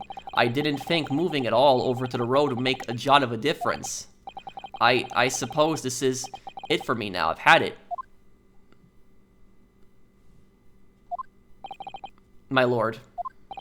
Yes, Lord Van Ziex? I believe that concludes the cross-examination of the witnesses. Constable, you may withdraw. Yes, sir. Mr. Prosecutor, sir, what will become of my Raleigh? What will happen to him? He's gonna be fired. For now, you are free to go home. The police will contact you in due course. Please don't punish my husband. This was all my fault. It's because I'm always moaning at him for coming home late. Leave it now, Pat. Let's go home. I'm tired. Alright then, my love. One last thing, Constable. Sir? Let this be a lesson to you. In a criminal investigation, every detail matters, however insignificant it may seem to you. Yes, sir. Carve that lesson in your mind. And never again make the mistake of tampering with the scene of a crime. Now, you see that when... Never again, sir, you mean to say... Leave, now. This trial is not yet over. So basically, Lord Van Ziex is sparing him from being fired. That's basically what he's saying. He's saying you get another chance to be a cop, but don't ever do it again. He is very lucky that Van Ziex is being merciful on him right now, because like that could not only could a cop be fired for that, but they could face severe legal repercussions for that. So he's extremely lucky. He should be very grateful for that. But now the thing about this is how I'm thinking is, I don't think that Lord Van Ziex is responsible for these murders, like with McGill did, because, like, you can see he's telling him don't tamper with the scene of a crime. So, you know, he is, he's a bit of an ignorant guy, but I don't think that he's a murderer. So I think somebody else killed McGill did. That's what I'm starting to think right now, and I'm curious if he's going to change his mind on the trial now, or if he's still going to think that Natsume is guilty. We're going to see right now.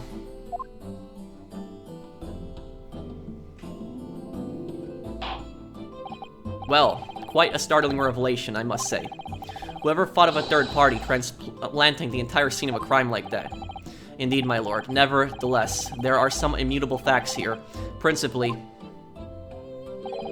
that the accused, Mr. Soseki Natsume, is the only person who could possibly have committed this crime. No, I disagree. Now that we know the true scene of the incident, there is someone else. Another person who could be responsible for the knife in the victim's back. Forgive me for being presumptuous, but I believe the prosecution is probably well aware of this possibility already. Lord Van Ziex, is this true? Very well. Name the person if you will, and if further investigation is warranted. The prosecution has no objection to the trial continuing. You will name this other person who could have perpetrated the crime.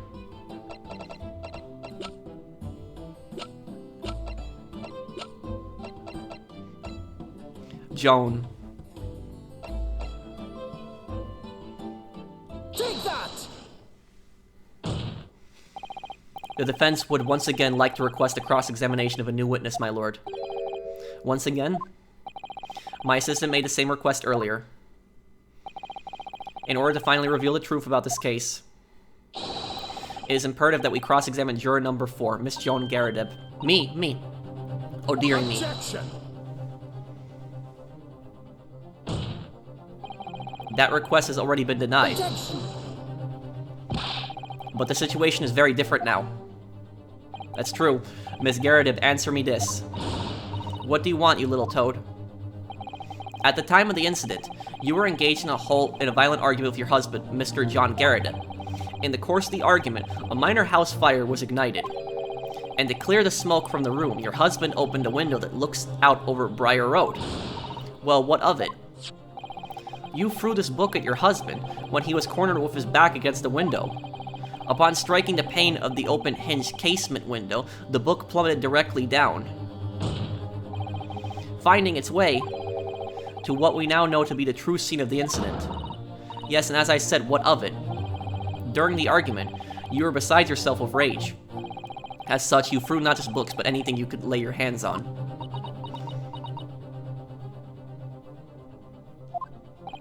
So, let me ask you one more time, Miss Garadeb, the knife. This knife, the one removed from the victim's back.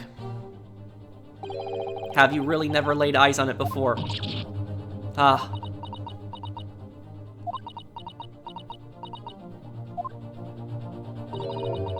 I don't recall it. I doubt it. Seriously? Am I supposed to remember everything I picked up and threw at my husband? Maybe not throwing, but she's gonna remember an item in the house. Now remember, the knife has a broken tip. If we can find that tip, we might be able to link it, unless it's in the victim. And the thing is, though, is remember how she freaked out earlier when the knife was shown?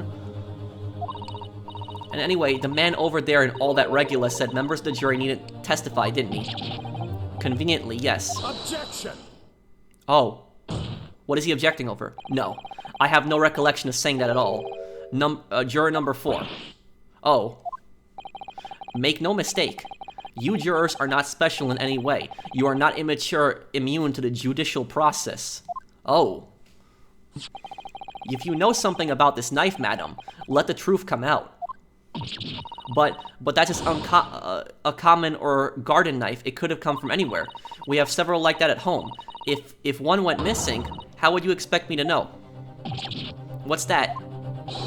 Are you joking? What are you saying, please, Miss Garadeb? So look, Lord Van Ziex is helping us now. This reminds me of the original Ace Attorney. I think it was in case 3 when Edgeworth made an objection randomly, and he knew that the what was her name? Valdez, I think her name was. He knew that she was guilty, and so the prosecutor started helping us. And this is very similar now. So now I'm starting to have doubts that Lord Van Ziex was responsible for those murders because he's helping us right now.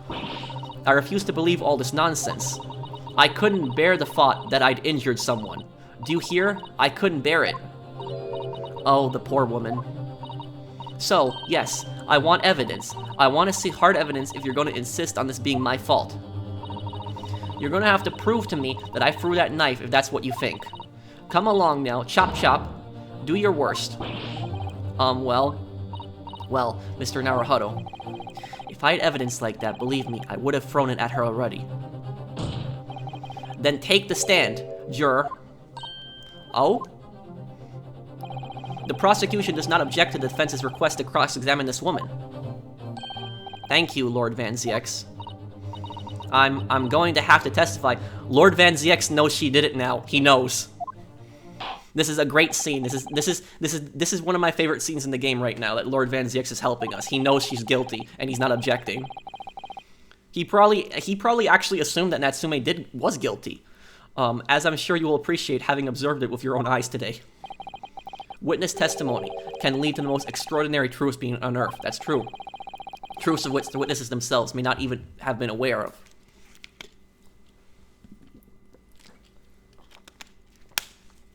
And now we're gonna get to the bottom of this. What really happened on that foggy night?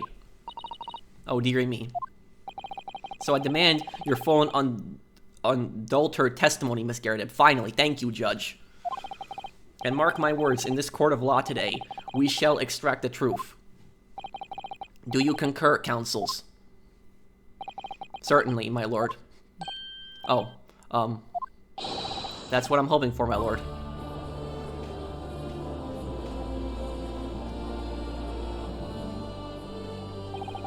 This is such a strange feeling. For the first time since arriving in this country, it actually feels real.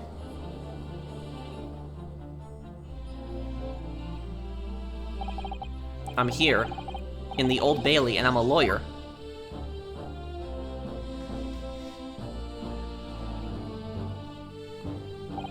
Witness, state your name and occupation. Oh, yes. My name is Joan Garrideb. And well, I'm a juror and such like. It sounds like even she doesn't know if she's a housewife or a maid or what anymore. The court has decided your testimony is required in order to clarify matters in this case. Do you understand, madam? Yes, my lord. You will tell the court everything that took place in your household on the evening in question. And I warn you, do not attempt to hide the truth. Oh dearie me. Chin up, Joni. Nothing to worry about now.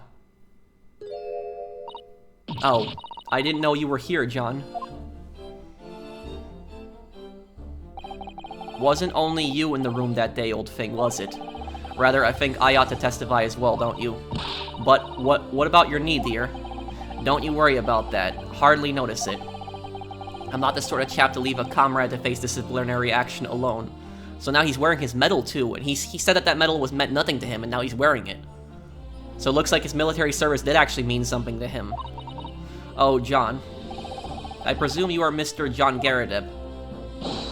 Yes, sir. Former 2nd Lieutenant of the 3rd Regiment of the 4th Northumberland Fusiliers, sir. Seen my fair share of action, and now living the quiet life, as it were. The quiet life. Were you not engaged in an incendiary battle with your spouse on the day in question? Well, yes. Quite. I believe this may represent a first in the proud history of the British court. Calling a juror to the witness stand is unprecedented. However, the court will hear your testimony now, juror number 4, and that of your husband. You will recount clearly and concisely the events in your home at the time of the incident in question. Sir, at once.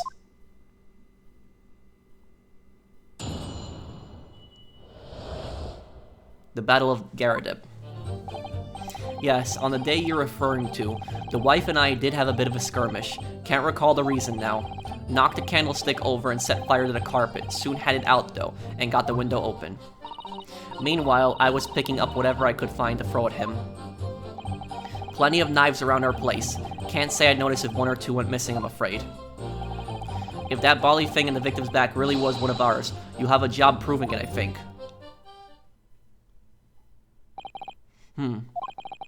It sounds as though it was quite the battlefield in your household that evening. Although, an entirely one-sided assault, it seems. The enemy caught us on the hop, sir, had no choice but to dig in and take defensive measures. To be honest, if the enemy had kept shelling us for another minute, we'd have been toast. Of course, a veteran such as myself is only too aware that on every battlefield, you're just a gnat's whisker from death at any moment. Are we still talking about a martial quarrel here? Well, I must say I'm dubious that this testimony will shed any light on the origins of this jackknife. In combat, one's focus narrows such that surroundings are barely noticed. These witnesses may not be able to offer anything more than they have testified already. This may be a dead end. Van Zieks may well be right. Well, whatever the chances, we only have this last cross-examination to uncover the truth, Mr. Naruhodo. Yes, I'm afraid so. Very well, counsel. Begin your cross-examination.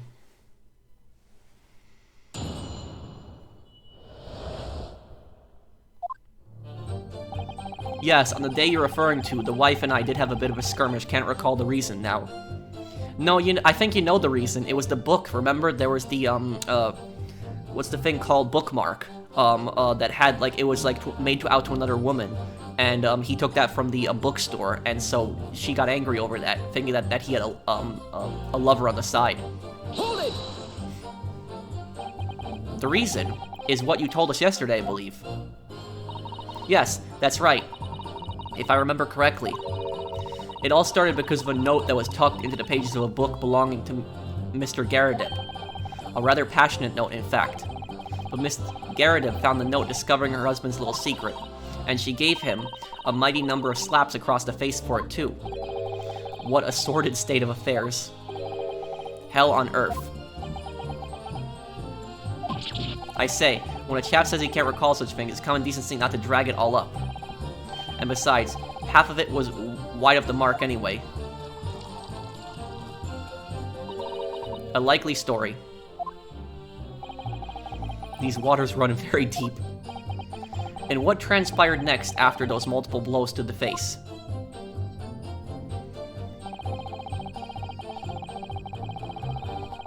Hold it! And the fire also spread to some items of the furniture, didn't it? The bookcase, my armchair, anything of mine really. Just so happens, there was some bath water around that evening, so I sloshed that about to put it out. A most precarious situation you put yourself in. Ours is a 3-story townhouse on the west side of the street, where the water main isn't connected yet. Have to draw water from a public water pump during the day if you need any, you see. The lodgers are always moaning that they can't get any water at night. Although, that little mustached Japanese man buys water in bottles, I believe. The defendant, Mr. Natsume, you mean? Yes, he receives a stipend for his studies, you know, from his home country. Can you imagine being able to brew a pot of tea at all hours? He's obviously very well off. Have you actually seen the state of the man? I believe he uses all of his income to buy books. Well, anyway, the point is, I was able to douse the fire with water, fortunately enough. Meanwhile, I was picking up whatever I could find to throw at him. Hold it! Even though the room was on fire. As far as I was concerned at the time. It was more important to extinguish my anger than the flames. When a woman wants to throw, she must throw. This is most certainly not true of Susato Takedown, Mr. Naruhodo. How did you know I was thinking that? So, please cast your mind back and try to remember. Was a knife among the items that you threw at your husband that day? In all honesty, I don't recall. But I feel I must point out that I'm no monster. Let me see. Some bread, a cabbage, garlic, a towel, and a sponge, a napkin. Oh? Excuse me. Do you have something to add, sir?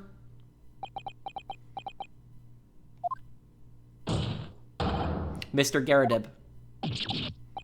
Hey, don't shoot. Sorry. I beg your pardon. Did your wife's remark just now bring something to mind? Nothing of any significance, no.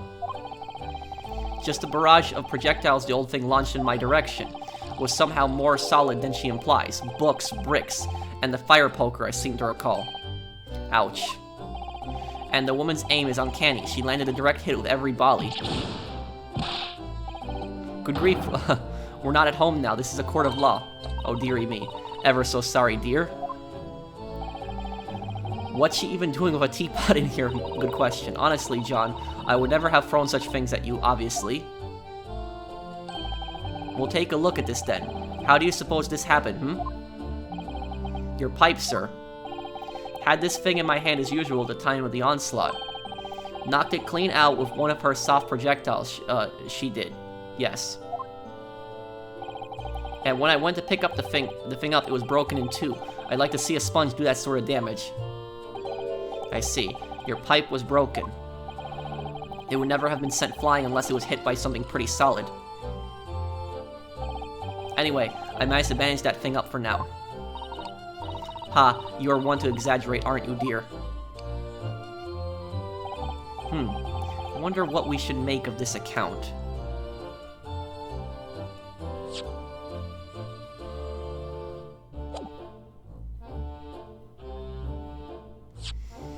I wonder if the piece of the knife is inside the pipe.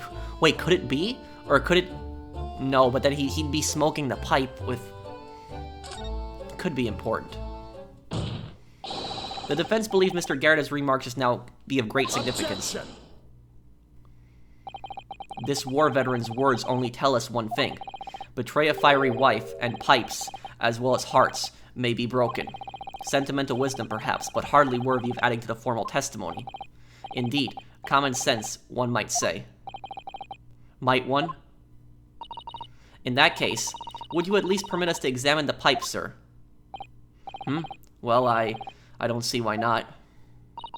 Oh, dearie me. There you go again, trying to ingratiate yourself, a young lady. Very well. The court will accept the gentleman's pipe as evidence. Let's take a look at this pipe. I have a feeling the knife edge will find in there. I hope I didn't speak out of turn, Mr. Naruhodo. I was just feeling rather disappointed for you that your request was turned down. Oh no, it's fine. Thanks to Susato-san, we have some new evidence to work with. We should examine it carefully. Well, thank you for that. Rebuttal, Mr. Garredep. Now if we could return to the crux of the matter. What can you tell the court about the knife used to attack the victim?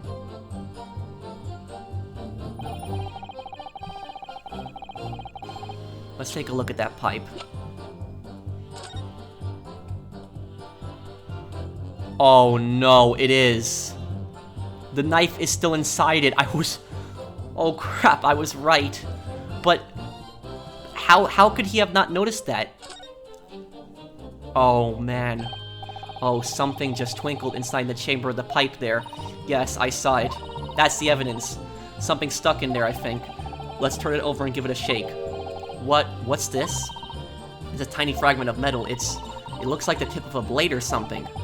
The tip of a blade. That's from the knife.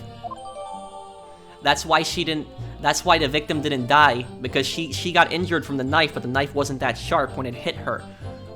That was the only thing that kept her from dying.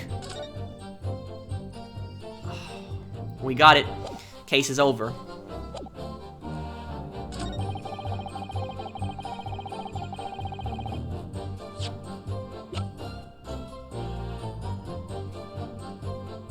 This, present. Objection. It's over. Case done. Mr. Garredep, could I ask you to take a good look at this, please? You can ask, but I can't see a bally thing. You can't? You used to call me Dead-Eye Deb back in the regiment, of course, but that was some time ago now. Even when I'm trying to enjoy a large print book by the fire these days. I struggle to tell a B from a D and a P from a Q, to be honest. Oh, he does, dearie me. It's rather wearing being asked about every other letter and every other word. You must... that very dusty. What is that? A tiny scrap of metal. It's the tip of the knife. Almost certainly from the tip of a blade. And what may appear at first to be just a tiny scrap is in fact a crucial piece of evidence. Interesting. And where did the defense come by this evidence? It was lodged in the chamber of Mr. Garredep's pipe. My pipe, you say? By Jove, I wonder how that got there. And what precisely does this fragment of metal signify, counsel? Are you suggesting that it is in some way related to the matter of the stabbing on Briar Road? Yes, it is. I am. What? When put together with another piece of evidence already in the court record, I believe this tiny fragment of metal will unravel the whole truth of the case, my lord. You appear rather confident in that extraordinary statement, counsel. Very well then. Present the pertinent evidence to the court. What evidence was when paired with this fragment of metal allegedly reveals the truth of the entire case? Look at this, guys. So for people that didn't see the previous part, look. The knife, I examined this in the other part. Look at the tip. There. That's where it's from. Oh, look here, Mr. Naruhodo. Just the tip. A small piece of the blade appears to be missing. Wait. Part of it's missing. It could be wrong, but I've just got a feeling. You remember this. Ah, that's the tiny fragment of metal that we found inside Mr. Garrideb's pipe. Yes, and just maybe... Oh my. It's perfect, a perfect fit. Somehow, I just knew it. It's over. Take that! This is the knife that was found in the victim's back.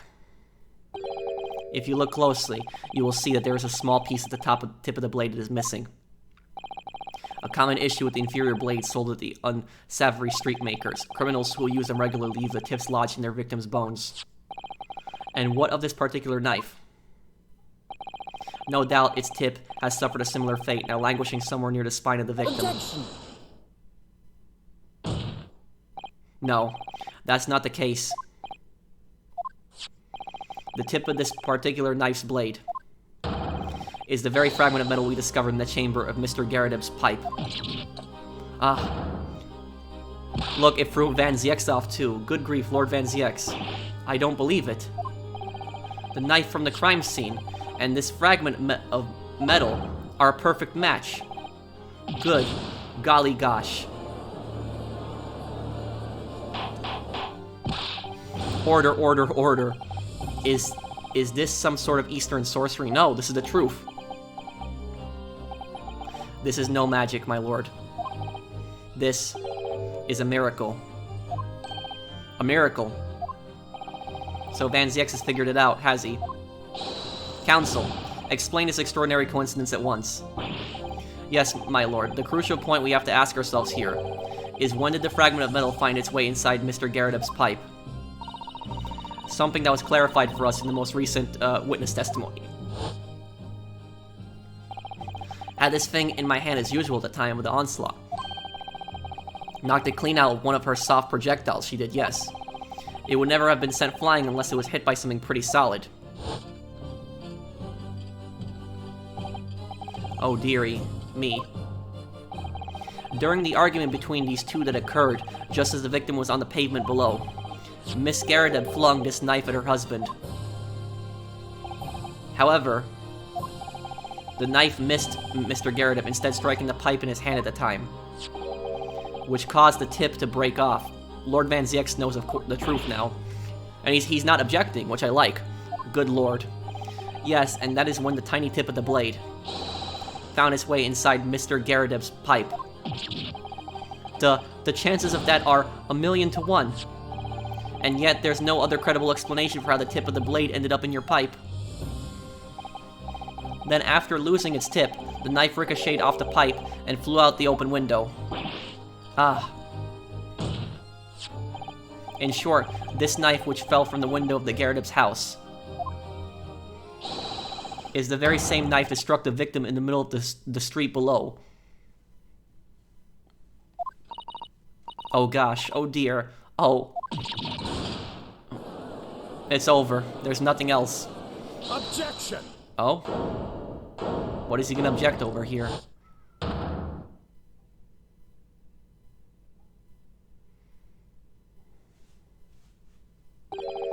A full-bodied theory, I'll give you that. A complex bouquet of seemingly trivial points plausibly arranged to create an almost passable vintage. Allow me to toast my learned friend's characteristically Nipponese approach to bottling his argument. Sorry? But after all, it's just a theory. The bottle, I fear, is corked. Because, you see, it's spoiled by an insurmountable inconsistency. An insurmountable... What? Lord Van Zieks, explain yourself. What is this inconsistency you claim to have identified? An inconsistency of the simplest nature, my lord. The victim was found with a knife planted in the middle of her back. Yes, in her... Ah. That's right, you silly little man. Now, Joan, old thing, what are you getting so excited about? Let us consider the basic facts of the case once more. The victim was walking along the pavement before being stabbed in the back and falling to the ground. Oh no, I know what happened now. I know how she got stabbed in the back. I figured it out. You know what happened? You know what I think happened? This book fell out the window. This was the first thing that went out the window, this book. And what I think happened was, I think she picked it up, and so she was squinting down to pick it up, and so she had her back upside, and so the knife went down like this, right on her back. That's what I think happened. That explains why the book was in her hand. She was trying to pick it up. It fell out the window, and she probably thought she was going to return it to the owner, and that's probably what happened. The fire must have been extinguished before it hit the ground, otherwise she wouldn't be picking it up. The book was flung out the window first. If the knife that struck her had fallen from above, there's no possible way it could have planted itself into the victim's back. She was picking up the book. I'm confident in that now. Order, order. Quite right, you see, that's exactly right. The knife had fallen on her from above. It would have struck her on the top of her head. Well, he's lost for words, look. I knew it. I never liked this theory in the first place. I don't know, though. What really did happen? It would appear that the defense has made a rather spectacular blunder. If a theory had even one inconsistency, it cannot stand. Your theory, my learned friend, is history. She was trying to pick up the book. That's what happened. I was so sure we were on the right track. But now the way has been blocked so completely just by one simple inconsistency. Or in other words, we simply need to eliminate that one inconsistency, and the theory will stand. Miss Susato. You mustn't worry, Mr. Naruhado. You were just caught off guard, that's all. And your mind went blank. But if the path you were on is indeed correct, then a way will present itself. The key to this is in the court record, I'm sure. All the information you need is there. It seems you have nothing to say, my Nipponese friend. Well, your silence speaks volumes. A tacit acceptance that your theory is fatally flawed. Objection!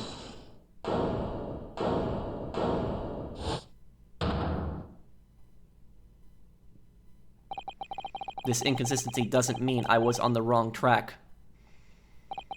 It means that I need to sharpen my mind and dig deeper for the truth. It's a test. Yes. If the knife fell on the victim from above, there's no way it could have hit her in the middle of her back. Under normal circumstances, that is. What are you implying? She was trying to pick up the book.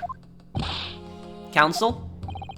There is a piece of evidence in the court record that can explain this inconsistency. That can explain how the knife fell from above could have pierced the victim's back. We already have the answer. Goodness. Utter madness. Surely this must be the last time. Counsel, present the evidence of which you speak. This is the last inconsistency, the final piece in the puzzle. If I can successfully make sense of this, the truth will be laid bare at last. The evidence explains how the falling knife became lodged in the victim's back is...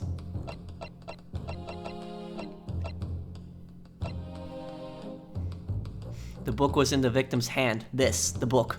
Take that! Let's see if I'm right. I am. No music is playing. That means I'm right. We got it. This is what I love about Ace Attorney. It feels so satisfying when you finally figure it out. This is the final piece of evidence that the defense will present. And yeah, there we go. There's the theme song. I love that song. The burnt book.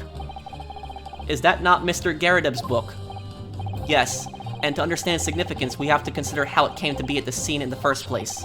The photographic print clearly shows the book in question, and the victim holding it in her hand. She was gonna pick it up. But as we all now know, it was the police constable that put the book between her fingers like that. Wait, so no, remember what he said. He said that he found her originally holding the book like that, as part of his wholesale transplanting of the crime scene to the opposite side of the road. That's true. However, as part of his testimony, Constable Beat made an extremely enlightening statement on that point. He said that she was holding it like that. But what made you place that book in the victim's hand? Oh, well, sir, that's because that's how I found it. When we first ran over to the scene, the victim was already holding the book. So when I moved everything, I made sure it was still in her hand. In other words, the victim had already picked the book up of her own volition. And clearly, that must have been before she suffered a knife wound. Well, I should say so. After being attacked with a knife, I don't imagine she'd have been doing much of anything. So the question becomes, why did the victim have that book in her hand? By Jingo. I think I'm beginning to see what you may have happened now. Oh dearie me. We know that the book fell from the top floor of the Garrett household on the pavement below, at precisely the moment that the victim was walking past. Yes, at exactly that moment. The young woman was walking along the street in the light fog, when all of a sudden, a book fell right in front of her. The book I threw. Yes, Miss Garrett, and what do you think the woman did? What would you do if you were walking along and suddenly a book landed in front of you on the pavement? Well, I really can't imagine it, but I suppose she might have reached down. Yup. That's what happened. She reached down to pick up the book, and then the knife fell down on her back. Yes, that is exactly what the woman in fact did. She picked up the book. Oh, heavens. And when the woman reached down to pick the fallen book up, what position would her back have been in? That's right, facing the sky, completely and utterly defenseless. Then, in the very next moment, while the woman was still bent over picking up the book, the knife fell. The next object fell from the room above, the jackknife, straight into the middle of her back. And when she wakes up from the coma, she can testify to that she was picking up the book.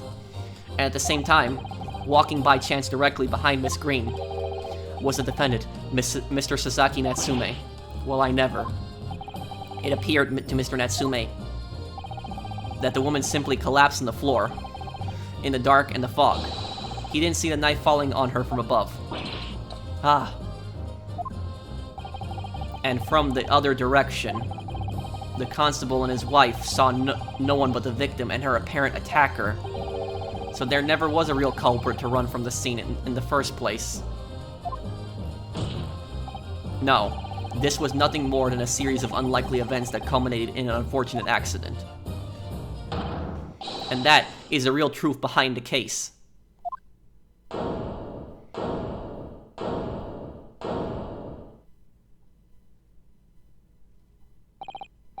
Well, Mr. and Miss Garrett,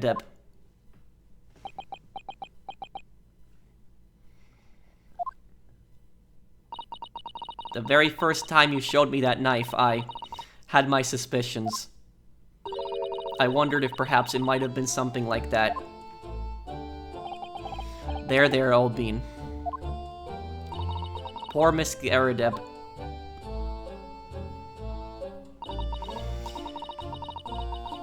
Now the thing is, though, it's really confusing on what she's going to be charged with, because this is such a strange case. Like, stuff like this doesn't typically happen. If anything, stuff like this is extremely rare. The question is, what is she going to be charged with? Because she's going to be charged with something. She threw a knife at her husband, and it went out the window and hit this woman. And even though she didn't intend to hit that woman, it still hit that woman. Now, the woman's not dead, she's in a coma, but if that woman was to die, she'd be charged with manslaughter, probably, most likely. Probably, the term I'm thinking, non-voluntary manslaughter. That's probably, I don't know what British law would be, but in America it'll be non-voluntary manslaughter. Non-voluntary manslaughter, there's involuntary manslaughter and non-voluntary manslaughter. Non-voluntary manslaughter is when you kill somebody, but you didn't plan it. You didn't think that was gonna really happen. You didn't expect it. So, you know, being careless.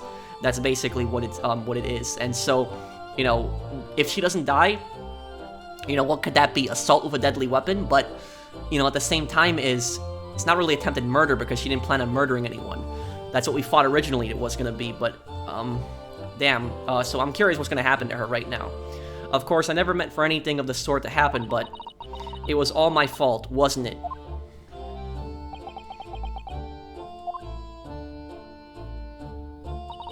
I take full responsibility. I let my anger get the better of me. I threw that book, and I threw the knife as well.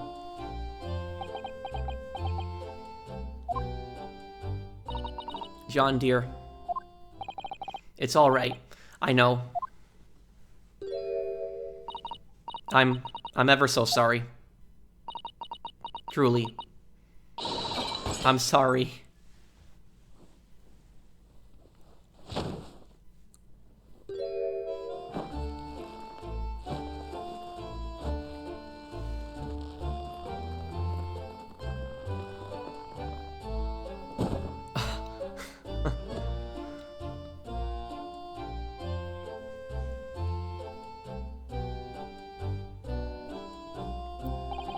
Lord Van Ziex, what news of Miss Garadeb? She's been taken to the infirmary. It would appear that today's events had left her in an especially flustered state. However, I believe she will recover in due course. There is no cause for concern. Yes, unbeknownst to themselves, they caused what could easily have been a terrible tragedy. They shall have to prepare themselves for the consequences of their actions. There is some good news, however, my lord. I have just had word from the hospital where the victim is being treated. Her condition is improving steadily, and the doctor believes she will regain consciousness soon. It's strange. We've been talking about the victim all this time, but we never once met her. How wonderful. The woman is out of danger, it seems. Yes, that is good news. So, Mr. Saseki Natsume.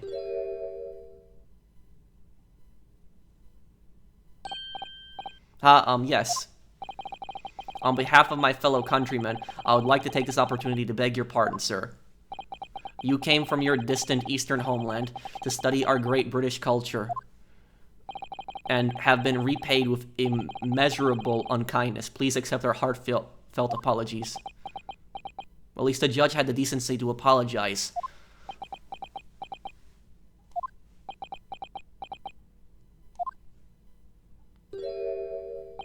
No, it is me who should be begging your pardon. Oh no, Mr. Natsume. That evening, when the young woman just collapsed on the pavement before my eyes, I jumped to the wrong conclusion again in my confusion. What conclusion, sir? I was sure that the woman was dead. Yes, Constable Beat said the same thing, didn't he? He thought she'd been killed too. I suppose she must have looked completely lifeless.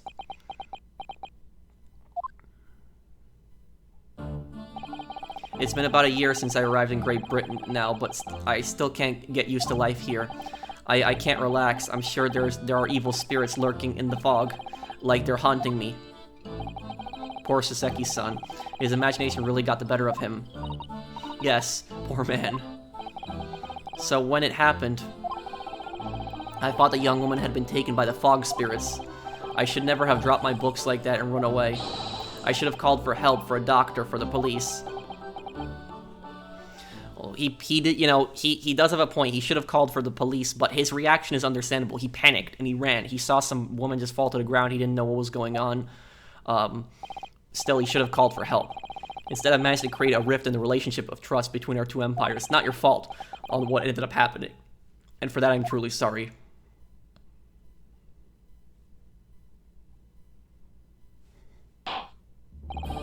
One could indeed say that some sort of mischievous spirits has been at work here, I think.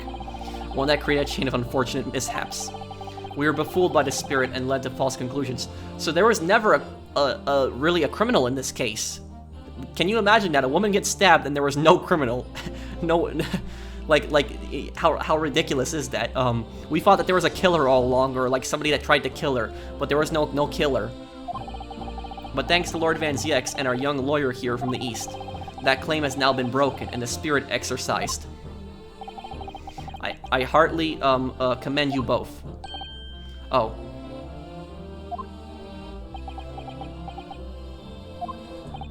Now then, ladies and gentlemen of the jury.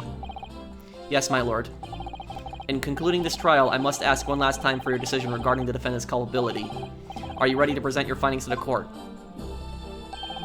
As the foreman of this jury, I can assure you we've reached a fair and just conclusion.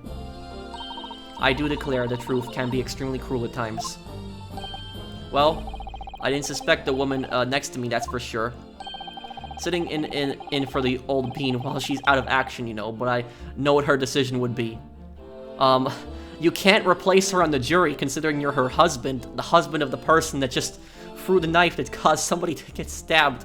This is so unrealistic right now. This is Ace Attorney. Does this mean I'll finally be able to get out of here and start work? Well, it's about time. I say, I'll have a corker of a story to tell the grandchildren when I get home, won't I? Very well, ladies and gentlemen of the jury. I hereby demand your final decisions. Mr. Foreman. Not guilty. Not guilty. Not guilty. Not guilty. Not guilty. Not guilty. Well, I thought that worker would have a more of a deeper voice, but that big guy,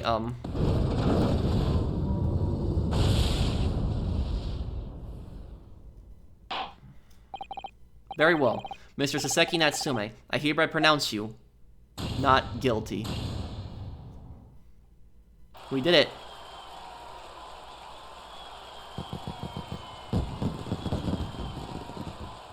I'm worried for Natsume though, because remember what they said, that anybody that's like gets not guilty verdict for the Reaper ends up dead. But I don't think it's the Reaper that's doing that.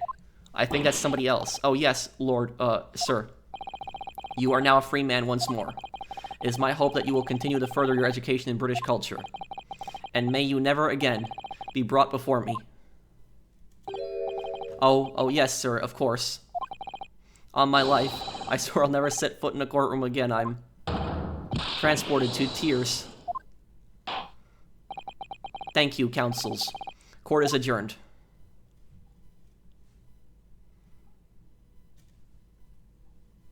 20th February, 3:17 p.m.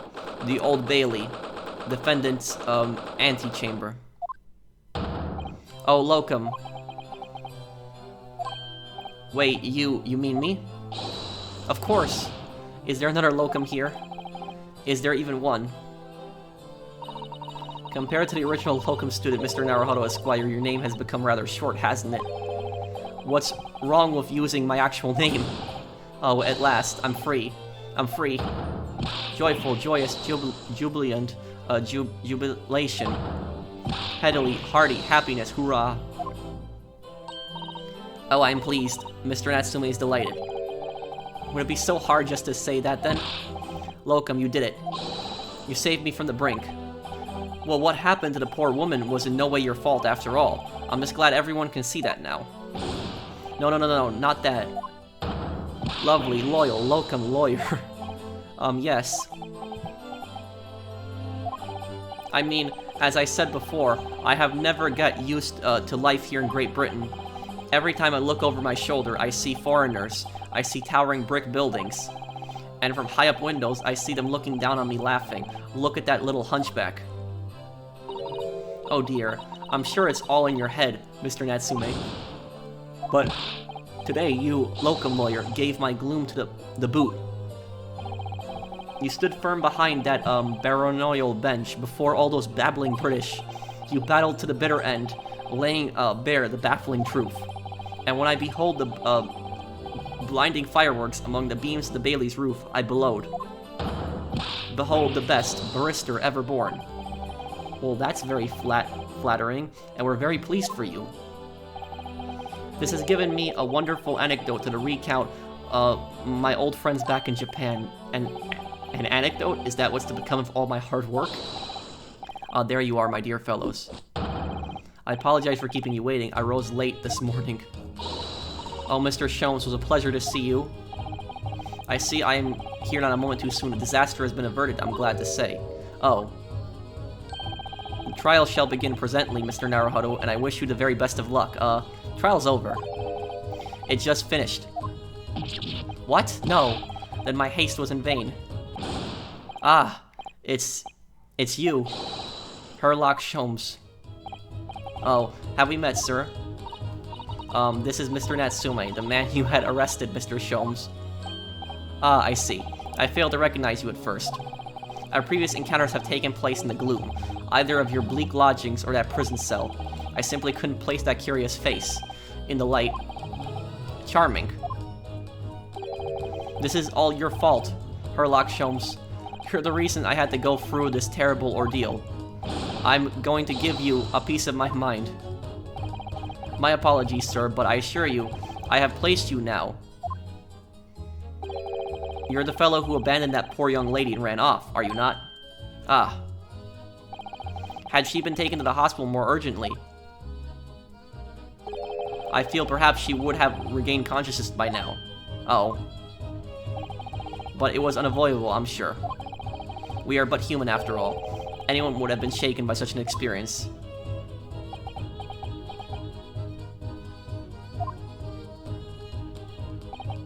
I do feel very badly about how I behaved. Well, never mind now then.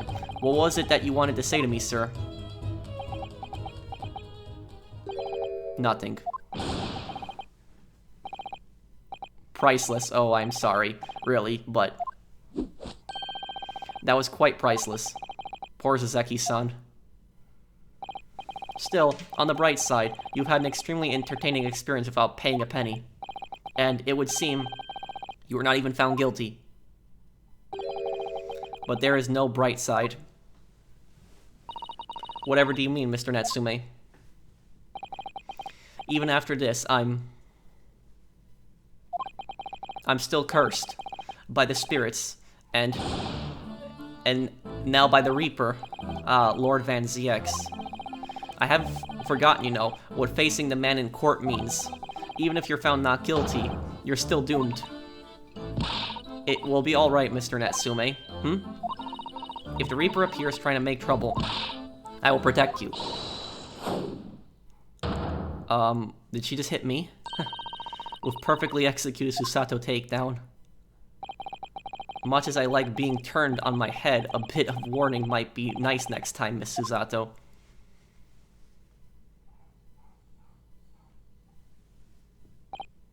So, Mr. Natsume, what do you intend to do now? You mentioned something about recounting your experiences to your friends back in Japan.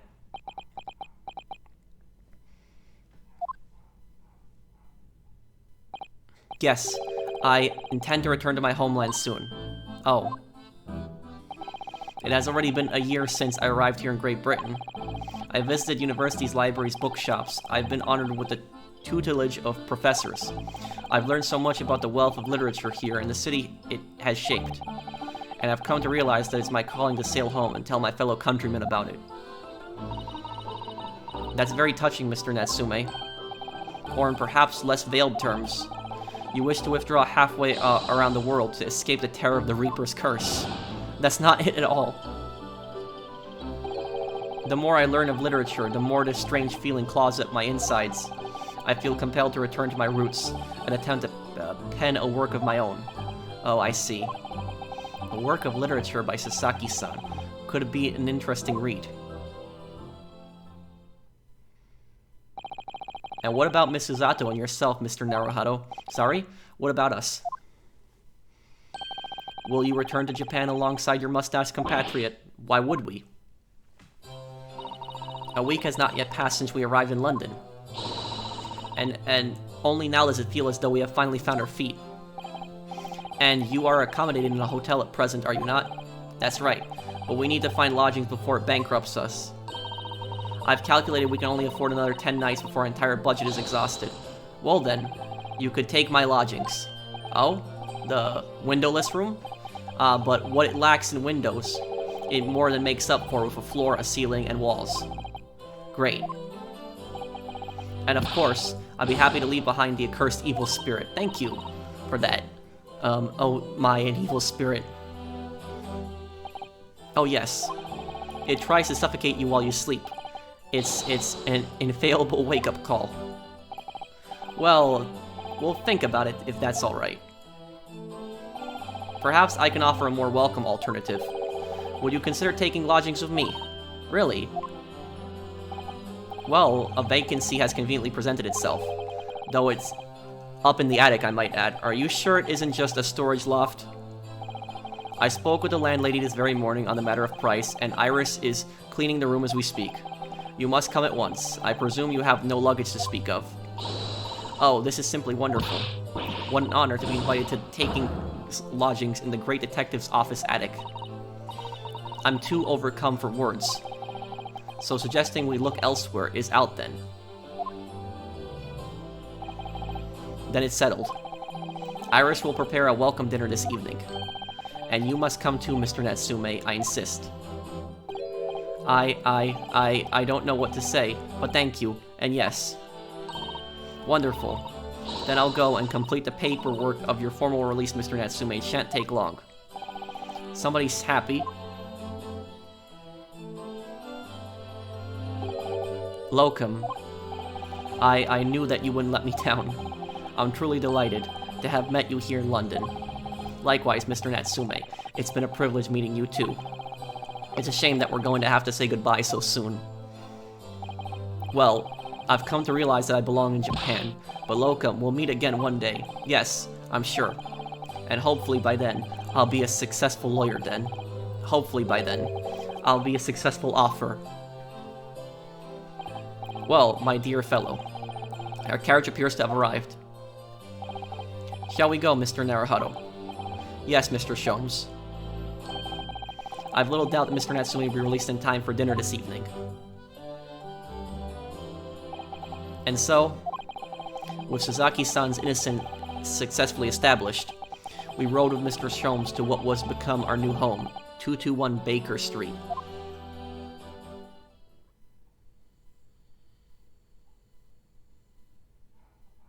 Oh, this is it. 20th February, 4:41 p.m. Well, this isn't too bad.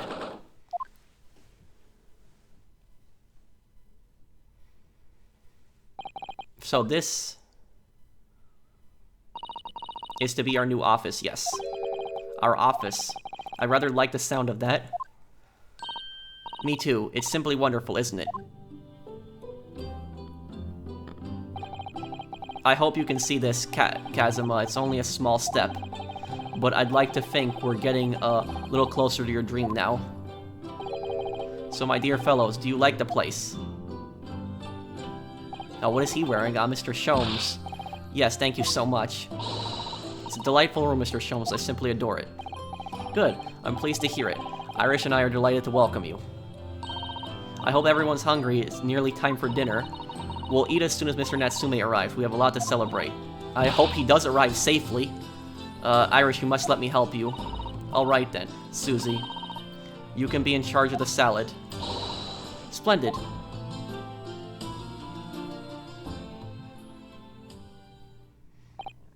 So, Mr. Naruhodo, how does it feel to have your own office in the capital? It's very exciting, actually. I can't help wondering what adventures await us. Those were precisely my sentiments when I first established my office at these premises.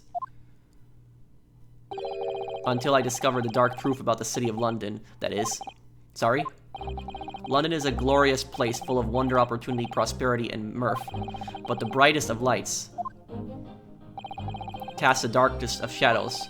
Shadows? What do you mean? Well, I believe you're well aware of the murkiness that lies behind London's facade already.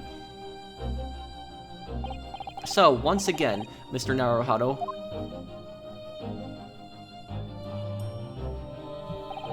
welcome to London.